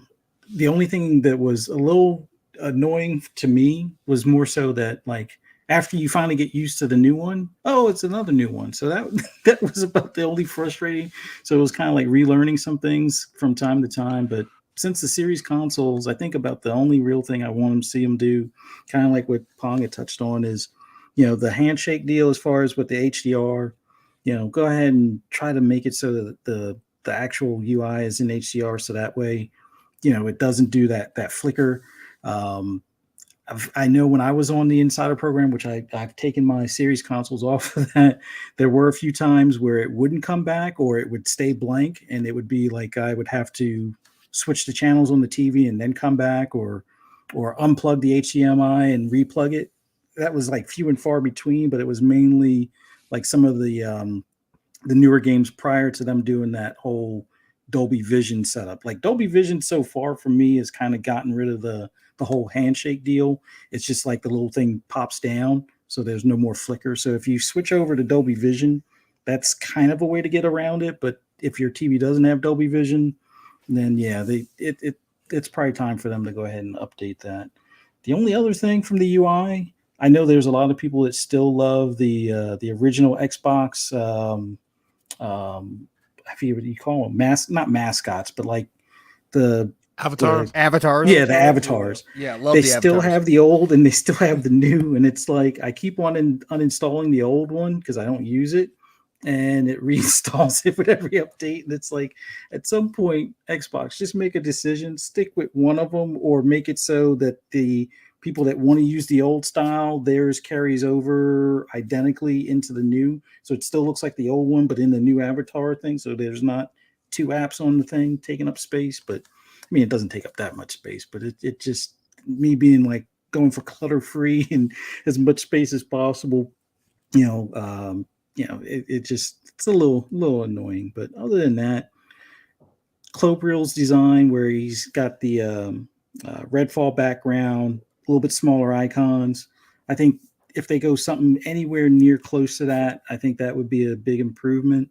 I know other people have suggested like the tiles resize or kind of disappear when you keep the controller steady for a while, kind of like you can do that on like PCs now with Windows 10 and 11, where you can even MacBooks and iMacs and stuff like that do it as well, where you can have the stuff hide after a certain amount of time. But hopefully we see some updates here soon. They'll go through some more testing, get some more feedback, and we can look at our awesome dynamic backgrounds and then get right into a game from there. That's pretty much it. But thank you guys for all your feedback and thoughts on that. That was awesome.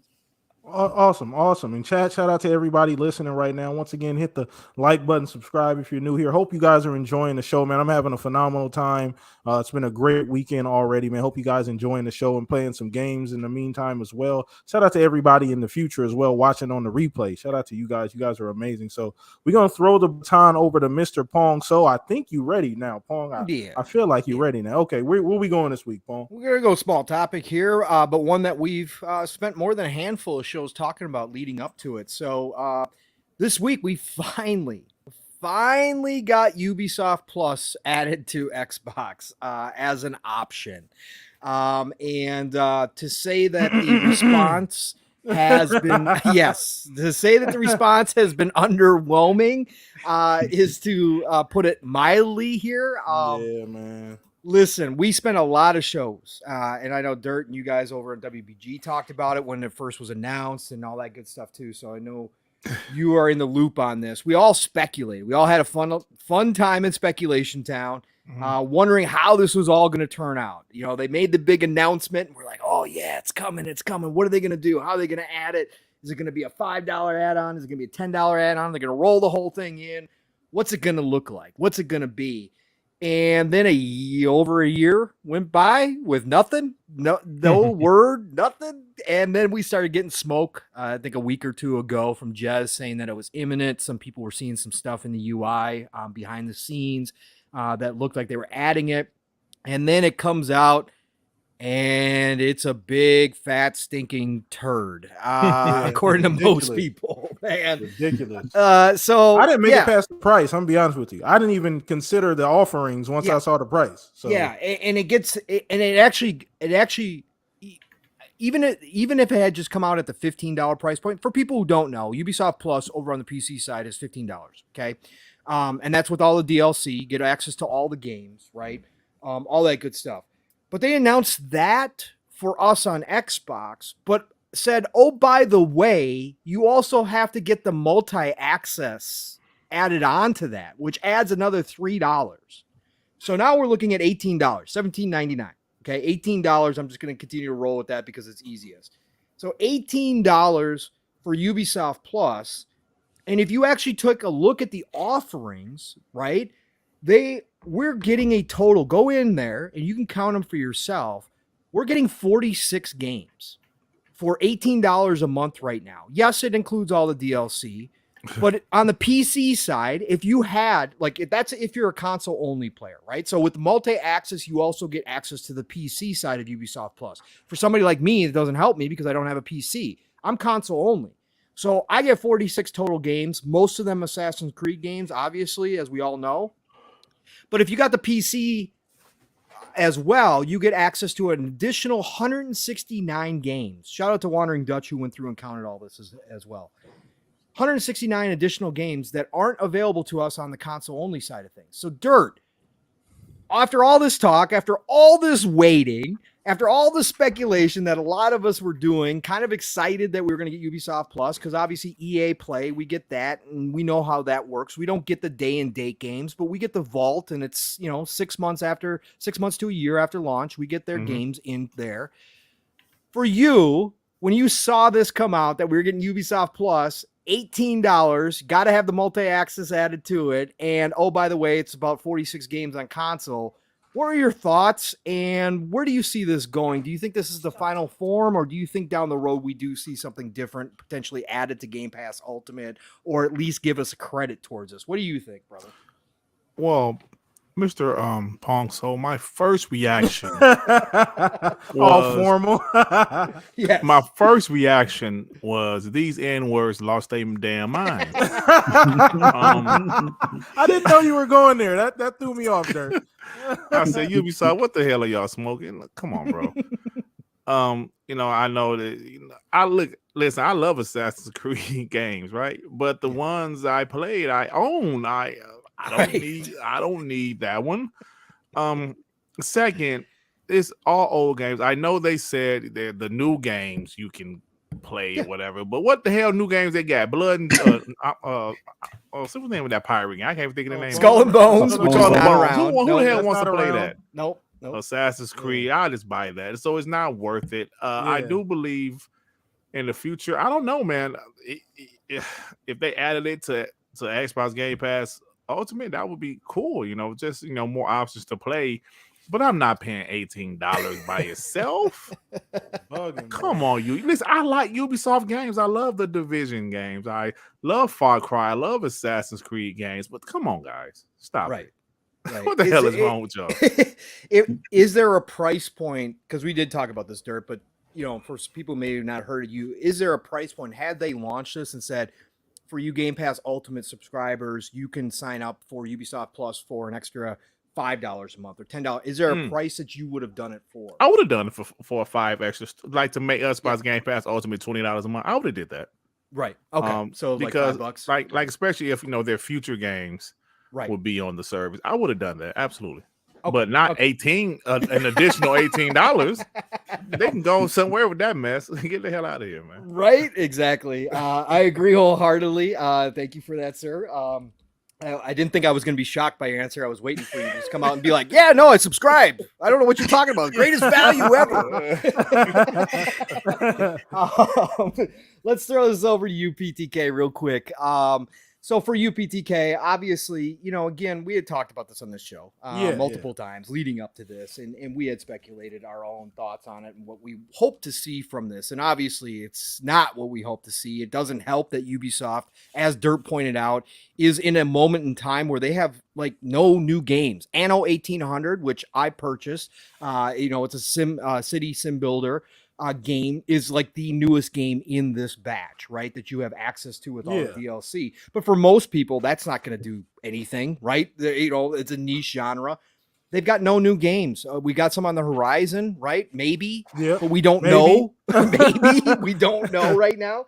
So when you got the news, PTK, after all this waiting, that it was $18, $3 more than Game Pass Ultimate. What were your first thoughts? And do you think this is the final form, or do you think there's stuff in the background still being worked out? What do you think? So there's a few things I had to sort out in my mind when I saw this. One, they're pretty much the Square Enix of Europe, right? Like they treat Xbox like the Square Enix of Europe. Why are you giving us this BS offering and acting like this is something like we can read? Like you realize we all have eyeballs, right? Two is, I got to give you some smoke on this, Pong, a little bit. Yeah. A few shows ago, I don't know, maybe 7, 8 shows ago, maybe, we talked about this versus EA. You picked Ubisoft.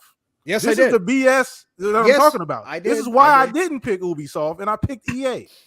So Ubisoft stocks are low right now. This is exactly what I anticipated. More BS from Eves and all of his cohorts over there at Ubisoft to do more BS like this. So one, obviously, it's a slap in the face because, like you said, they're where Ubisoft is at right now. They're in a transitional stage. They're not putting out games that people like right now. Like the last game that I think sold really well was Valhalla. Probably the last game they put out. And $1 billion franchise. Everybody. I loved it too. And everybody's kind of cool on Ubisoft right now. So for you to put this out and then offer us a third of what you're offering on PC is a slap in the face. On top of it being already $18, you got to be kidding me. Now, like Dirt said, had this been part of or added to Game Pass Ultimate as an addition, $5, $6, $7, that's far more desirable for me in particular. And I think most people will feel the same way. as an option, okay, yeah, I'm cool rounding Game Pass off to $20 a month. I'm fine with that. That's a nice round number that I can look at every month and say $20. I'm getting all of this stuff, even with only the 30, 40 choices that they gave us. I'm fine with that because, like you said, it's future games and DLC. I'm that's more than enough for me, especially if these next Assassin's Creeds hit where they're supposed to be, and if they can get these other goddamn games out the actual door, Skull and Bones, goddamn Beyond Good and Evil, X Defiant, although X Defiant is low key picking up a little steam. I'm seeing that. It is. Yeah. That's just all the anti-COD people, really. You know how that is. Anyway. Yeah, but we don't know when that's coming. So that's true. We don't know when that's coming. We don't know when that's free to play. Right. So there's a lot here, man. Ubisoft how dare you offer me this, Ubisoft? Like you're not in a position to make this kind of offer at this point, Ubisoft. You need to be trying to save face, and you should have went ahead and took the bag and said, you know what? We'll take a little bit on the back end from Xbox by adding this, including this in the Game Pass. We won't charge. We don't need all of the money up front. We don't want them to pay the 18 right out the gate. We'll give it to them for 5 or 6. We'll get the money on the back end for the engagement. People, maybe getting in these games and playing DLC, kind of the Game Pass model, right? We're going to pick it up on the back end because there's going to be more engagement. Maybe if Ubisoft had a thought of the customers, I forgot it's Ubisoft. They don't do that. They don't do that. So I'm not giving them Ubisoft's getting nothing from me. Right. I hope these next Assassin's Creed games do well, because if they don't, that's all Ubisoft got in the chamber. Right. Like, unless Beyond Good and Evil comes out of, Beyond Good and Evil. What? Vaporware. Yeah, Vaporware. I mean, unless that's Last Guardian status right now. Unless that comes out, and it actually comes out, like that's all they got in the chamber is Assassin's Creed. That's what they're hanging. That's going to save the brand at this point in time. They're banking on that. So yeah, I'm not surprised. I don't have anything good to say about Ubi at this point. Love it, BTK. All right, Fuzz, let's get you in here. Maybe you'll shock and awe me here, Fuzz. I don't think so, but maybe you will. Listen, I gotta say, at least the option is there. It's better than it never showing up after you announce it. So at least it showed up, right, in some form. But next to Game Pass, obviously, you got that comparison, and Ubisoft is not doing themselves any favor, like PTK and Dirt have both pointed out here. They're not doing themselves any favors by putting this out there and actually expecting people to sign up and pay $18. Now, I will say from my perspective that maybe they've held off on something additional down the road as an add-on to Game Pass Ultimate. Because of the ABK deal, right? This is another show and tell for Microsoft right now with the ABK deal going on to the regulatory bodies. Like, hey, see, we're going to allow other people to put their streaming, their services, right, on their subscription services on our ecosystem with no strings attached, right? And a great one is Ubisoft to show off, to say, hey, it's here, right? But from your perspective, after all this waiting here, Fuzzy, what was your initial thoughts, and do you think there is something down the road where we are going to get a price break on this? What do you think? I hope there's something down the road, because this is just garbage right now. All right, so I'll start this off with I'm a huge fan of Ubisoft, pre-2020, let's say, because it seems like ever since then they've definitely gone off the rails in a lot of regards, but every game that Ubisoft made, whether it's an Assassin's Creed game, a Far Cry game, Division, even The Crew for that matter, what's the other one? Watch Dogs. I mean, there's tons of games that I've all enjoyed from them, and I already own all of them. And I've already bought like the deluxe or gold or premium edition. Like the only game I didn't do that on, because I kind of am tired of the DLCs, the way that a lot of them are being done, was with Far Cry 6. Bought the game, but didn't get, I think I got like the deluxe where it's got the dog and the disc shooter and a few other things, but I didn't get like the one with all the other DLCs, because I'm like, I usually don't wind up playing them. I wind up finishing the game, and then it's like the DLCs are not always what I kind of hope for, kind of thing. Yeah. So I was like, That being said, this service offers nothing for me at this given time. Like, considering maybe they'll release a game. Now, the caveat to that is The only games right now that are on the radar that I'm interested in that are within the next 2 years are free to play games. So me signing up for it isn't doing anything for me. Like X Defiant, I'm glad they listened to feedback. It looks like it's going to be a bit better than what they originally showed us. I'm still waiting on Heartland. I didn't get into the previous closed beta, but all things considered, as far as from the feedback on that, I'm like, this. I'm surprised they even came with this BS for the fact that this. I'm just waiting for the other shoe to drop when they announce that they're closing shop or laying off like half staff or something. I don't want that to happen. I don't, revel in any of that in any way, shape, or form. But it's bound to happen because like there's no way in no realistic sense does $18 a month for a service where a majority of your fans probably already own all the games that they would be interested in from you are going to subscribe to stuff when you can't unless even they release think a Avatar game. is worth $18. I mean, well, yeah, but see, here's the thing with Avatar, and shout out to Neo Spark for saying this, but it's like that sad truth. Give it 2 to 3 weeks, or no, that 2 to 3 weeks might be a little short, but give it 2 to 3 months, and it will be $18. Correct. So why would you pay $18 a month when you can get the game for that later on? So Avatar is on my radar, but I don't know when it's coming out. They talked about it. They didn't give a release date. I've heard things in the background that James Cameron or whatever his name is wasn't happy with something on it. So that's why it hasn't gotten any more of a release date. So it's like, when will that come out? And then, like I said, the main thing I'm looking forward to, since they're not obviously going to work on a Division 3 for some time, because they got Star Wars next right after, Avatar, is Heartland. But that's free to play. Right. And it's still it's not that it's vaporware, but it's like, hopefully they've learned enough from the X Defiant feedback that they need to learn from the Heartland feedback for that to even come out in reasonable status. But even when they start to listen, somebody, and I bet you it's Yves, comes out and does something or says something that gets it pushed back even further. Like look at Skull and Bones.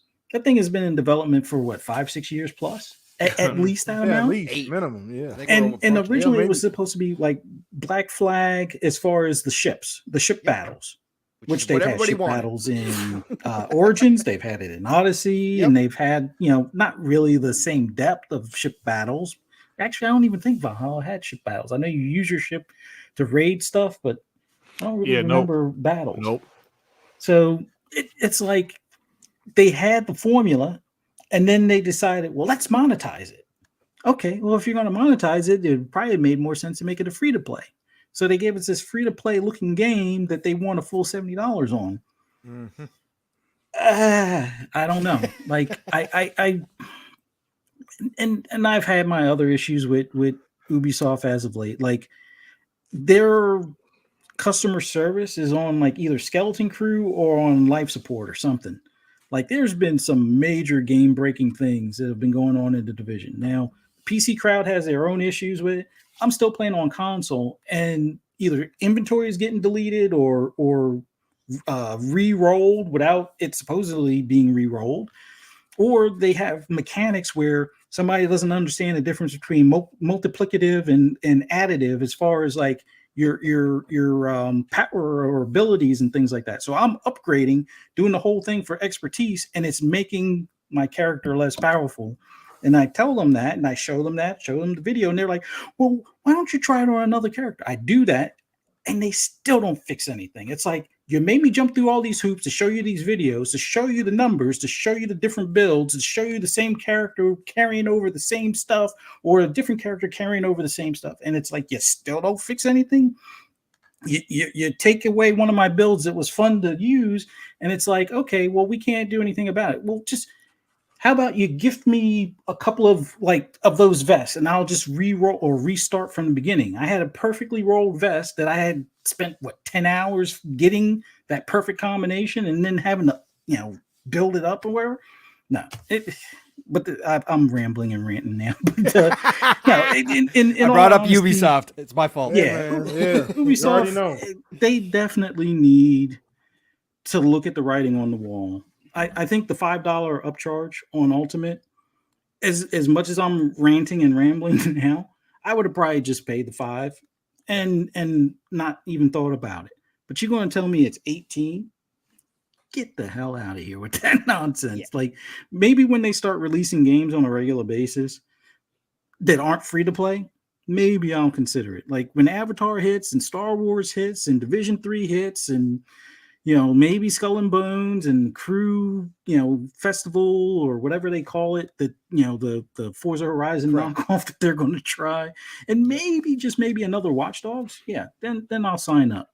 But as it stands right now,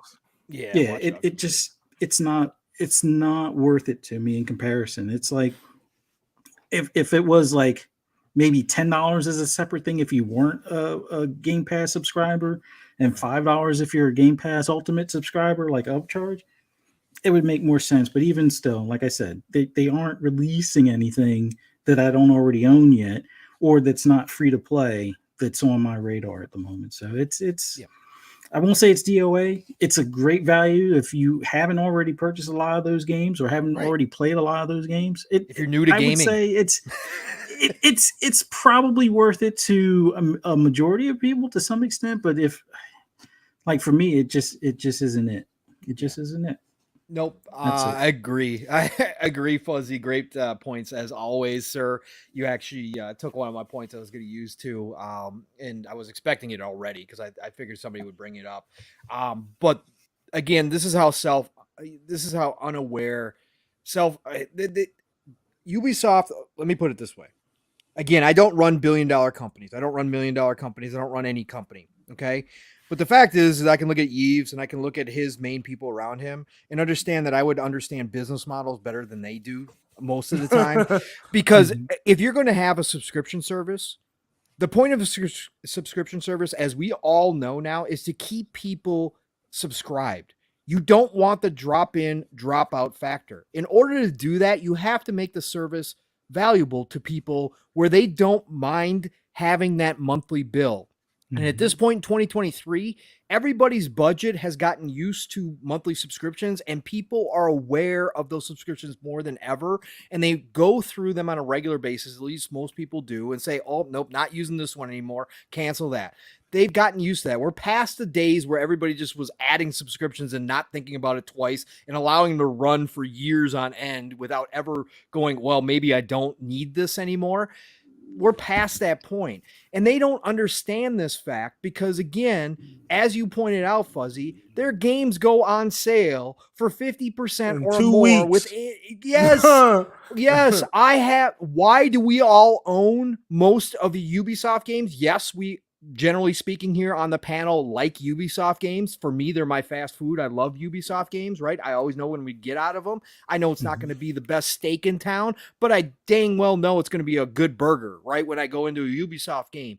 So, but why do we own them all at this point? Because they've all been on sale with the DLC for under $20, right? Under $20. So you're not going to get anybody that has been around gaming for a while, that has owned consoles through the years, to subscribe to this service at $18 and maintain that service. What you're going to wind up with is maybe some people who haven't generally played Ubisoft games are going to subscribe for a while, play through the games, and then cancel.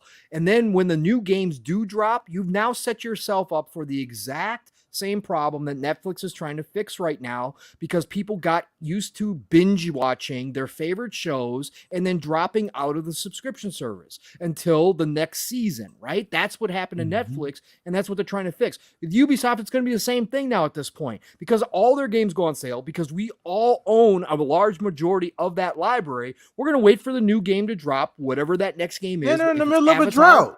you're right. They don't even have anything to offer. They don't have currently. nothing to offer right now, so we're all going to be sitting back waiting. When Avatar drops, if it looks like it's something we want to try and play, we're going to drop in for $18 and then drop right back out again. That's exactly what's going to happen now for Ubisoft.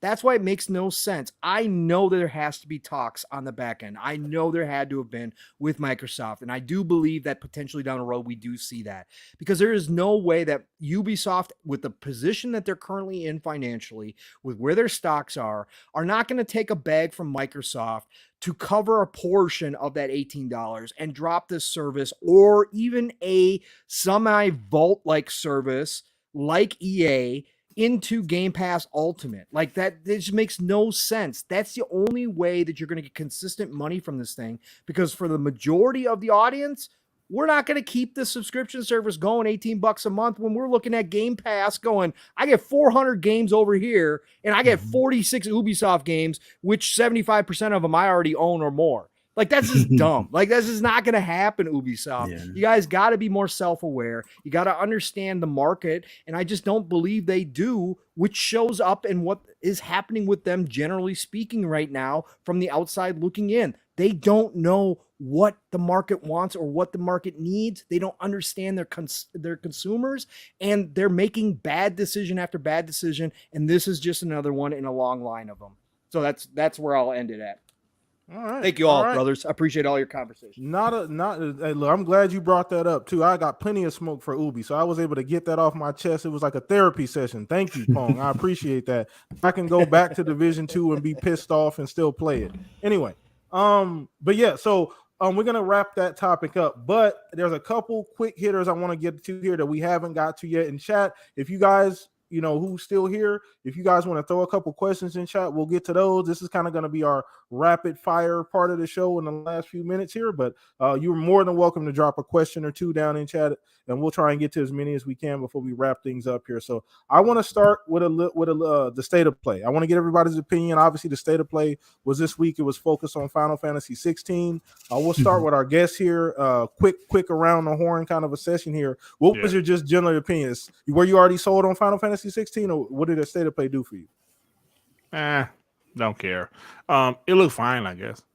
Okay, fair. Look, listen, it is what it is. If you're not that big of a Final Fantasy fan, I understand I'm not a Final Fantasy guy. It looked fine. I get it. The only Final Fantasies I've ever bought was 15. So, and because that was more like a adventure third person, like, you know, it wasn't quite as traditional JRPG level. So I'm not really big into the JRPGs and the, you know, tactical take turns type stuff. I'm not really big on that, but it looked good. You're right. Phenomenal. Running at 60. Great. Game looks action packed, you know, gives a kind of a DMC amalgamation, right? Devil May Cry ish a little bit. But where you at on this, Fuzz? I'm kind of disappointed in the sense that Forspoken wasn't like that. Like, it looked decent to me. It's just not on my radar as a game that I'm willing to purchase. But on the flip side of things, coming from Square, it's like I wish that level of detail and energy was put into Forspoken. That's true. That's all I got on that. I haven't seen people bring that point up. You're right. I mean, Forspoken's chopped liver, right? That's liver and onions compared to the full course meal and the way they treat Final Fantasy. Final Fantasy is a pillar. I wouldn't consider Forspoken a pillar or even anything at this point, according to Square Enix. So where you at on this, Paul? I'm going to be different. This is the only game so far out of all the PlayStation 5 launches so far that I wish I had a PlayStation 5 for. This would be the only one that I would have budgeted in to buy day one if I had access to a PS5. This is the first game that makes me go, oof, wow, okay.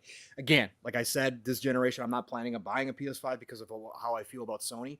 But this is the one. This is their A team. We talk about Todd Howard and Bethesda's A team making Starfield. This is the Final Fantasy A team, and you can see it through and through in this game. I'm glad. I've said it multiple times. I think Final Fantasy is at its best when they lean into that high fantasy aspect of things with swords and magic and all that kind of stuff. The icon versus icon battles look absolutely brilliant at this point from what I saw. Loving it hurts my heart that it's not turn-based, because you guys know I'm old school. I like the turn-based aspect.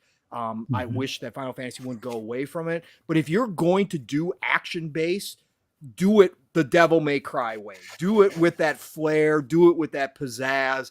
All out, you know, craziness going on everywhere.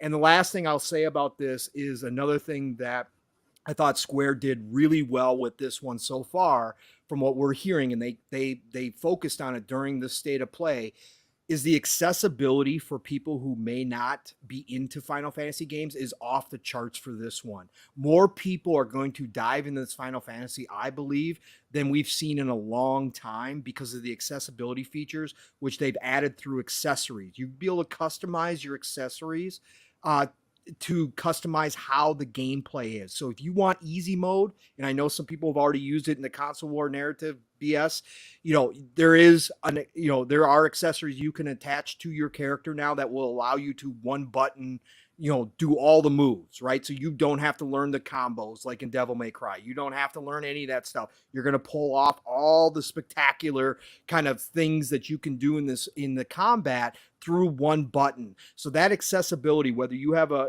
disability and need that, or you're just somebody who simply wants to play through the game and enjoy the story and the characters and all in the world, you're going to be able to do that with this Final Fantasy without having to deep dive it at all, which I think is great move for Square Enix. Again, you guys all know how I feel about Square Enix and their decision making right now. This game should be everywhere. Taking the money back from Sony is only hurting their business through and through. But watching this game, seeing the state of play, I thought it was a fantastic showing, and I loved everything I saw. It looks gorgeous, and wish I could play it, but I'm going to be watching a lot of people do playthroughs on YouTube. So awesome. Hey, I love the balance. We keep it a buck around here. The game looks amazing to me. I was going to say the same thing. It's one of the few games that made me feel a little kind of way about not having currently not having a PS5, and I'm not even a big Final Fantasy fan, but the game looks amazing. Reminds me a lot of DMC, just the combat, like you said, the specific fights, the battle sequences, everything looks tight. You're definitely right. This is their A team. I can guarantee you we won't get a underperforming tweet out of this one. I can guarantee you Square won't come out and say, well, this game kind of didn't hit the mark. That's not happening. They're not going to do that on this game. You're going to see Square, like, this is a pillar. Square is never going to do that for Final Fantasy. One, it's probably never going to underdo what it's supposed to do anyway, but this one does seem to be a standout for me, so I wanted to get into that. And there was another quick topic, too, the showcase. We got some details. I mean, it was kind of a leak. We didn't get anything official, kind of unofficial details about the Xbox showcase. So we talked about this last week. We said 2 hours, so that's what the unofficial leak was saying. 2 hours. The full, so 130 90 minutes for the Xbox showcase and leaving 30, maybe 40, depending on how the showcase goes. For Starfield, I want to get everybody's opinion. Start with you on that, Dirt. Where was that about what you thought it was going to be anyway? Yeah, it sounds perfect. Sounds perfect to me. Hour and a half for the showcase, 30 minutes for Starfield. Perfect. Okay. All right. We talked about it. It's funny because sometimes, like I said, sometimes this fiction turns into real life. Sometimes we talked about it specifically last week about how we thought they would kind of piece it up. And I think Pong said, you said 2 hours, Pong. I think Dead even. Yep. I think Fuzz might have did a little longer for the Starfield show, right, Fuzz? I think I had it where it was like 10 minutes of Todd talking off and on throughout, but like 20 minutes solid of gameplay, like uninterrupted kind of deal. It lands about where I thought, but I thought maybe both of them combined would be maybe just a smidge less, like talk about like maybe like 75 minutes or something like that for the main showcase, and just have it where it's less talking but more gameplay trailers, and the full 30 or so for Starfield. But yeah, hey, 2 hours with that kind of split sounds about right. Looking forward to it. Hopefully at this point, they've got all the ones that we've been kind of waiting for lined up in there as well. Like, I really want to see Compulsion's game. That's a big one I want to see next, or at least get some sort of inkling or update on what it's going to be about and whatnot. And my split is a little bit different. I think and this is my bias because it's Starfield, right? I'm excited for the Xbox showcase, but I want as much Starfield as possible. But I'm going 115 and 45 on it. I think that Xbox, depending on how they decide to do their showcase, depending on how far they decide to go out, like Fuzzy, I think there could be just more gameplay this year than talking. And I think that could cut down that show and give more time for Todd to show it off. And I went back and looked to get a comparison. Fallout 4 was 35 minutes for their initial showcase. But if you go back to Fallout 3, which was a new IP for them at the time, obviously, Fallout had been around, but that was the first time that they were unveiling their version of Fallout with Fallout 3, and it was kind of a big moment for them. They showcased for an hour with Fallout 3. Now, we've seen some Starfield, obviously, with last year's Xbox Bethesda showcase. So we did already get kind of a preview of it. But the way that Todd talked about Starfield, saying when they did the announcement for June 11th, we've got so much more to show you.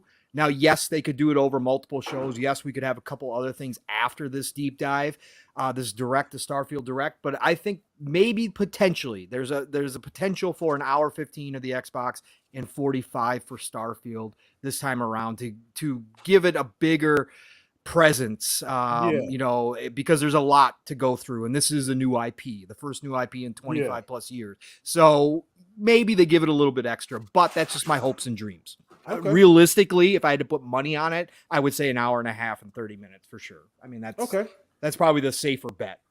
All right, and I'm with you on that too. I mean, like I said, I don't think mine was exactly 90 and then 30 as well. I think mine was maybe a little shorter for the Xbox show, a little longer for the Bethesda showcase. So that'll be interesting. We'll see. Are we gonna take one last question here? Shout out to Luis Jose for the last question. He actually has just more of a two-part. He said, "This quick question for the panel: will Xbox be at the Game Awards, like new announcements, as well as?" He has a second part of this question. He put, "What's the success of the developer direct? Will they attend?" So we'll start with you on that one, Dirk. Just two quick questions there, brother.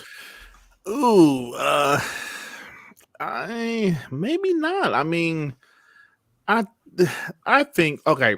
Let me say this real quick because I know this is the quick time of the show. I think last year Xbox didn't show up to the Game Awards, and also they didn't like they did the 12-month thing last year, because I feel that they have too many announced games still kind of far out, and I don't think they wanted to add to that. So I felt that last year they didn't show anything at the Game Awards, like just a teaser or something. Because, like I said, they didn't want to add any more announced games to their roadmap, because some of those games are still far out, like the ones that they have announced. But this year, I think they will tease something. What, I obviously don't know, but I think they will tease something this year. Yeah.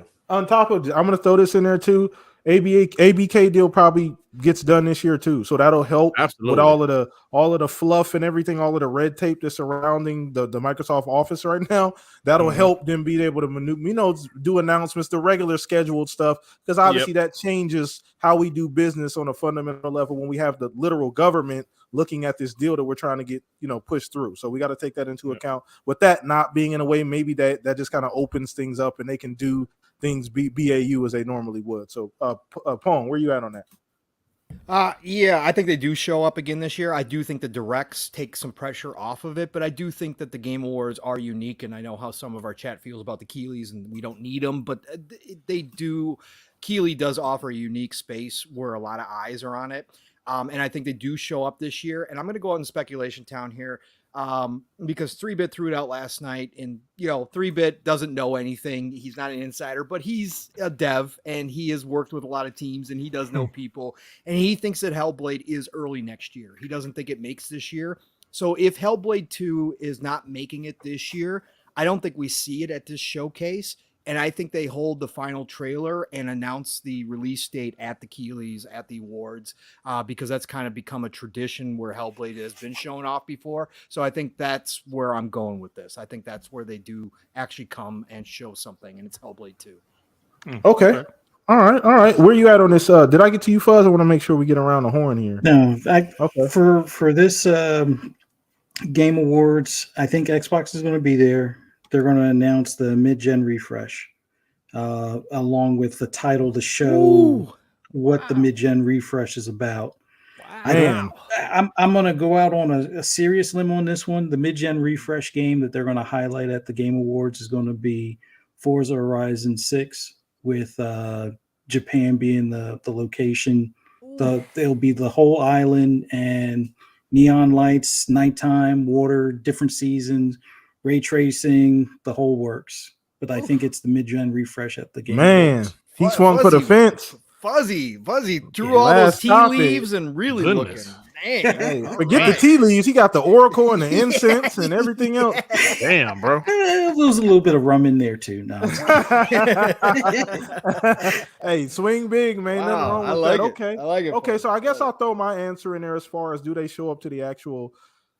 I mean, there's no reason not to. There was a so it amongst all of the disdain last year for them not showing up, there were actual legitimate business reasons for them Yeah. not to be there or not to Correct. have really anything to show there, right? Like no matter how we felt logistically, there were real reasons why maybe they were super low key, right? On top of the fact that just 2022 was it was an anomaly. They didn't have anything going on in 2022, especially from a first party standpoint. So they didn't really have anything to bring there either. They could have showed us a bunch of random stuff, but I think that they made the tough decision just to take it on the nose for that show.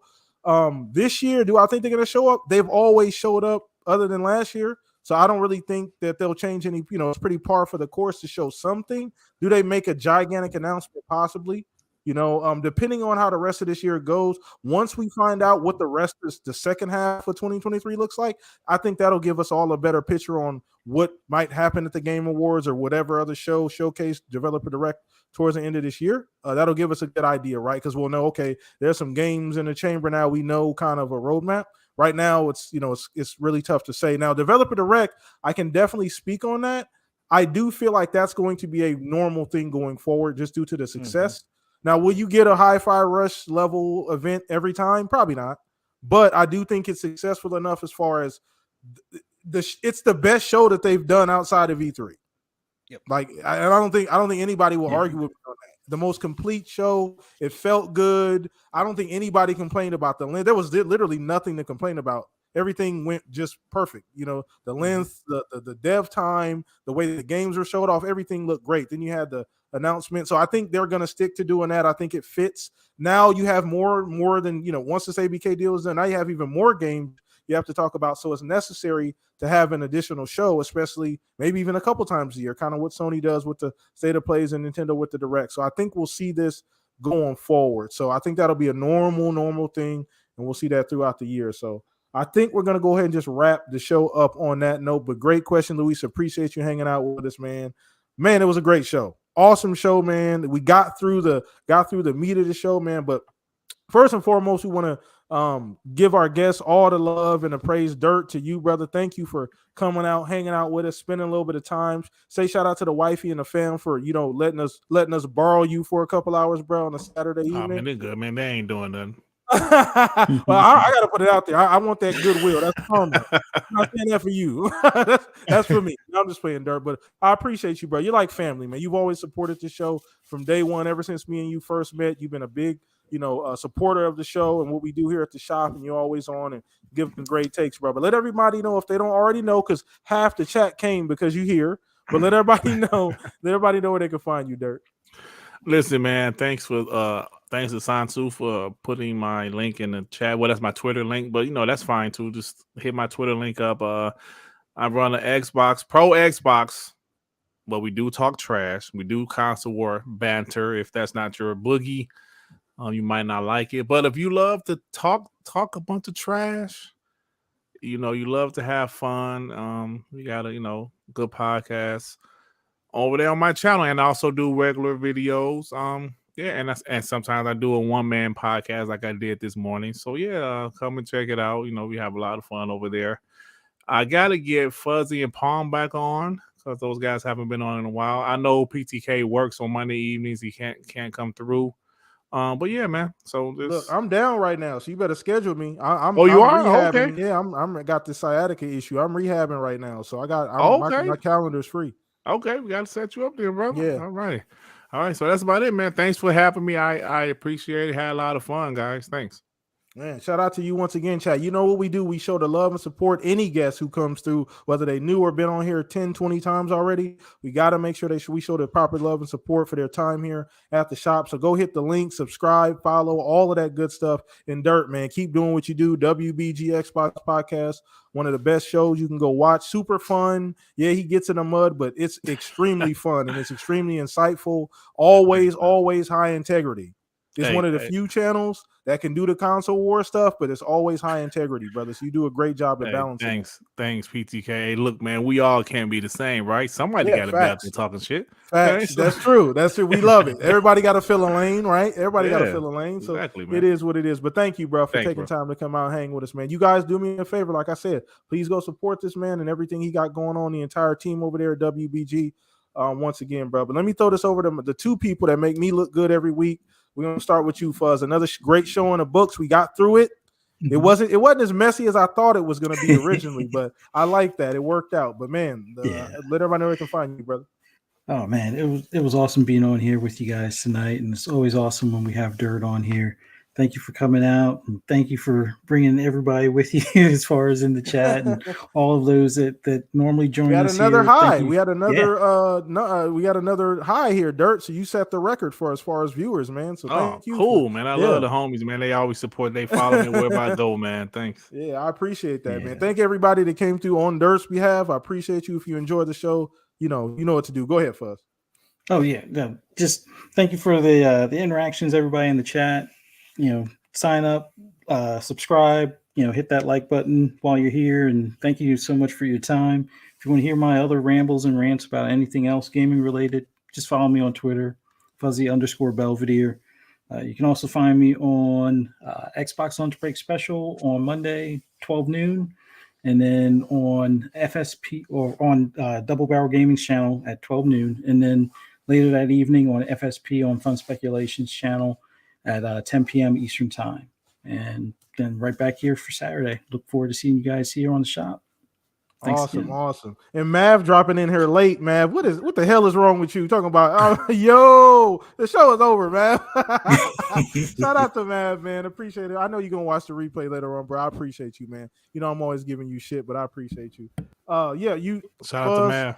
Yeah, shout out to everybody over there at FSP, the whole gang, for real, man. That's extended family for sure. But thank you, Fuzz. Every single week, bro. You guys go follow Fuzz. You know what to do. If you want that ASMR, he got the classes on the way, all of that good stuff coming. Fuzz got an ASMR album. I don't know if you know about that. Album? We'll talk about that after the show is over. Yeah, he got the whole. He does everything. He does answer machines, voicemails, all of that stuff. Answer machine, goodness. Yeah. You take it back with that one. Yeah.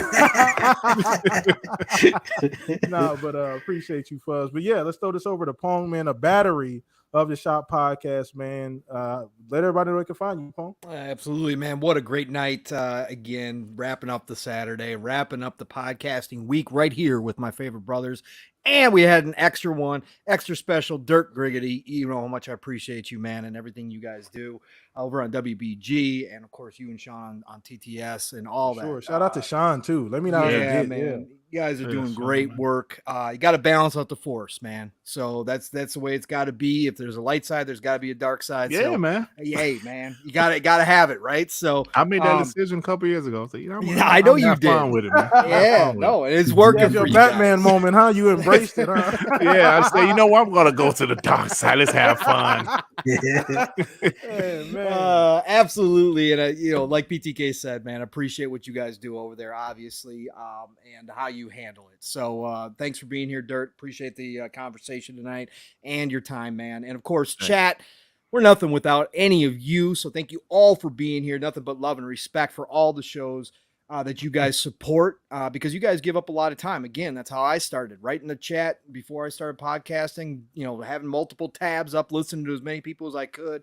I know what it takes to be week in and week out on in the chat, in the shows, whether you engage or whether you lurk. It doesn't matter. It's your time that you're giving up to listen to us. So hope you enjoyed the show, and thank you all for being here. And obviously, you can find me Pongsoul on Xbox, Pongsoul on Twitter. You know the drill there. Double Barrel Gaming is the place, 5 days a week. You got to be over there. Mr. Boomstick is the man. Xbox Factor podcast every Tuesday. I'm biased because that's where I started my run. One of the shows I started my runs on over there. So I always will be biased for that. Even if I can't show up on panel anymore, I'm still a member over there. So you got to show up every Tuesday, 12 p.m. Eastern, 11 o'clock Central Time. Thursday nights, you got to be on Fun Speculations channel for PM in the PM, Pong and Mav in the PM, 2-man show unless we have a guest. And this week, Mav's lining up a guest. I'll let him do the work and announce that when he's ready to announce it. But we are going to have a guest this week. It sounds like on Thursday night, and it's going to be fun. We're going to have a great time. It's going to get spicy, but we're going to have a good time on Thursday night, 7 p.m. Eastern, 6 o'clock Central Time, and then back on Fun Speculations channel Friday nights, as Fuzzy said, for Xbox Ultimate, 10 p.m. Eastern, 9 o'clock Central Time, where we have a lot of laughs. You never know what's going to come out of our mouths, but we do talk a lot of gaming as well. And it's always interesting no matter what on Friday night. So be over there on Xbox Ultimate. And then Saturday mornings, it's Living Split Screen. My brother from another, Steel Rain, and I, we get your weekend started the right way, 10 a.m. Eastern, 9 o'clock Central Time. Split Screen is all one word. As my brother says, live, raw, and uncut every Saturday morning. Be there, 3+ hours, buckle up. Him and I like to talk. We like to get the chat involved. So that's the place to be on Saturday mornings. And then otherwise back here again next weekend for the Shop Podcast. God willing, I'll be here. Listen, y'all, it's the golden age of gaming. It truly, truly is. Having such a great time. So many games to play, no matter what's going on, no matter where you're playing. So get out there, play what you love what you play. Have a great rest of your weekend. And I'll talk to y'all real soon. PTK, get us out of here, brother. Awesome, man. Shout out to you, Pong. Like I said, the Duracell battery always bringing here, always super consistent, man. Thank you so much, man. Appreciate you. And last but not least, your host here, PTK Blam. Hit me across the board, Xbox, PTK Blam, Twitter. That's going to be the easiest place to keep up with all things the Shop Podcast. I'm dropping videos like crazy. I got another one hitting tonight too. Got to record that, but you guys can expect more, 2-3 videos a week, especially while I got all of this free time. So if you have any videos, ideas, please hit me on Twitter. Let me know what you guys want to see, because I'm always trying to think of new videos and stuff to do. So shout out to everybody who's been watching them. It seems like you guys have been really enjoying them. So thank you for just the engagement, and you guys, thumbs up, all of that good stuff. But we will be back here next week, same time, same place, with another guest. 300's coming quick. We're supposed to be doing something really special for 300. So I will let you guys know ahead of time. We are 2 weeks out from 300, and that's a big deal. So I hope you guys all come see us. And the new people here, shout out to you too. Hopefully you guys enjoyed it enough to subscribe and come back next week and do it all over again. But not going to take up too much of your time. Like Pong said, man, play some damn video games. Have a good time. Please be safe. See you guys next weekend. Peace out, everybody. Peace out. Later.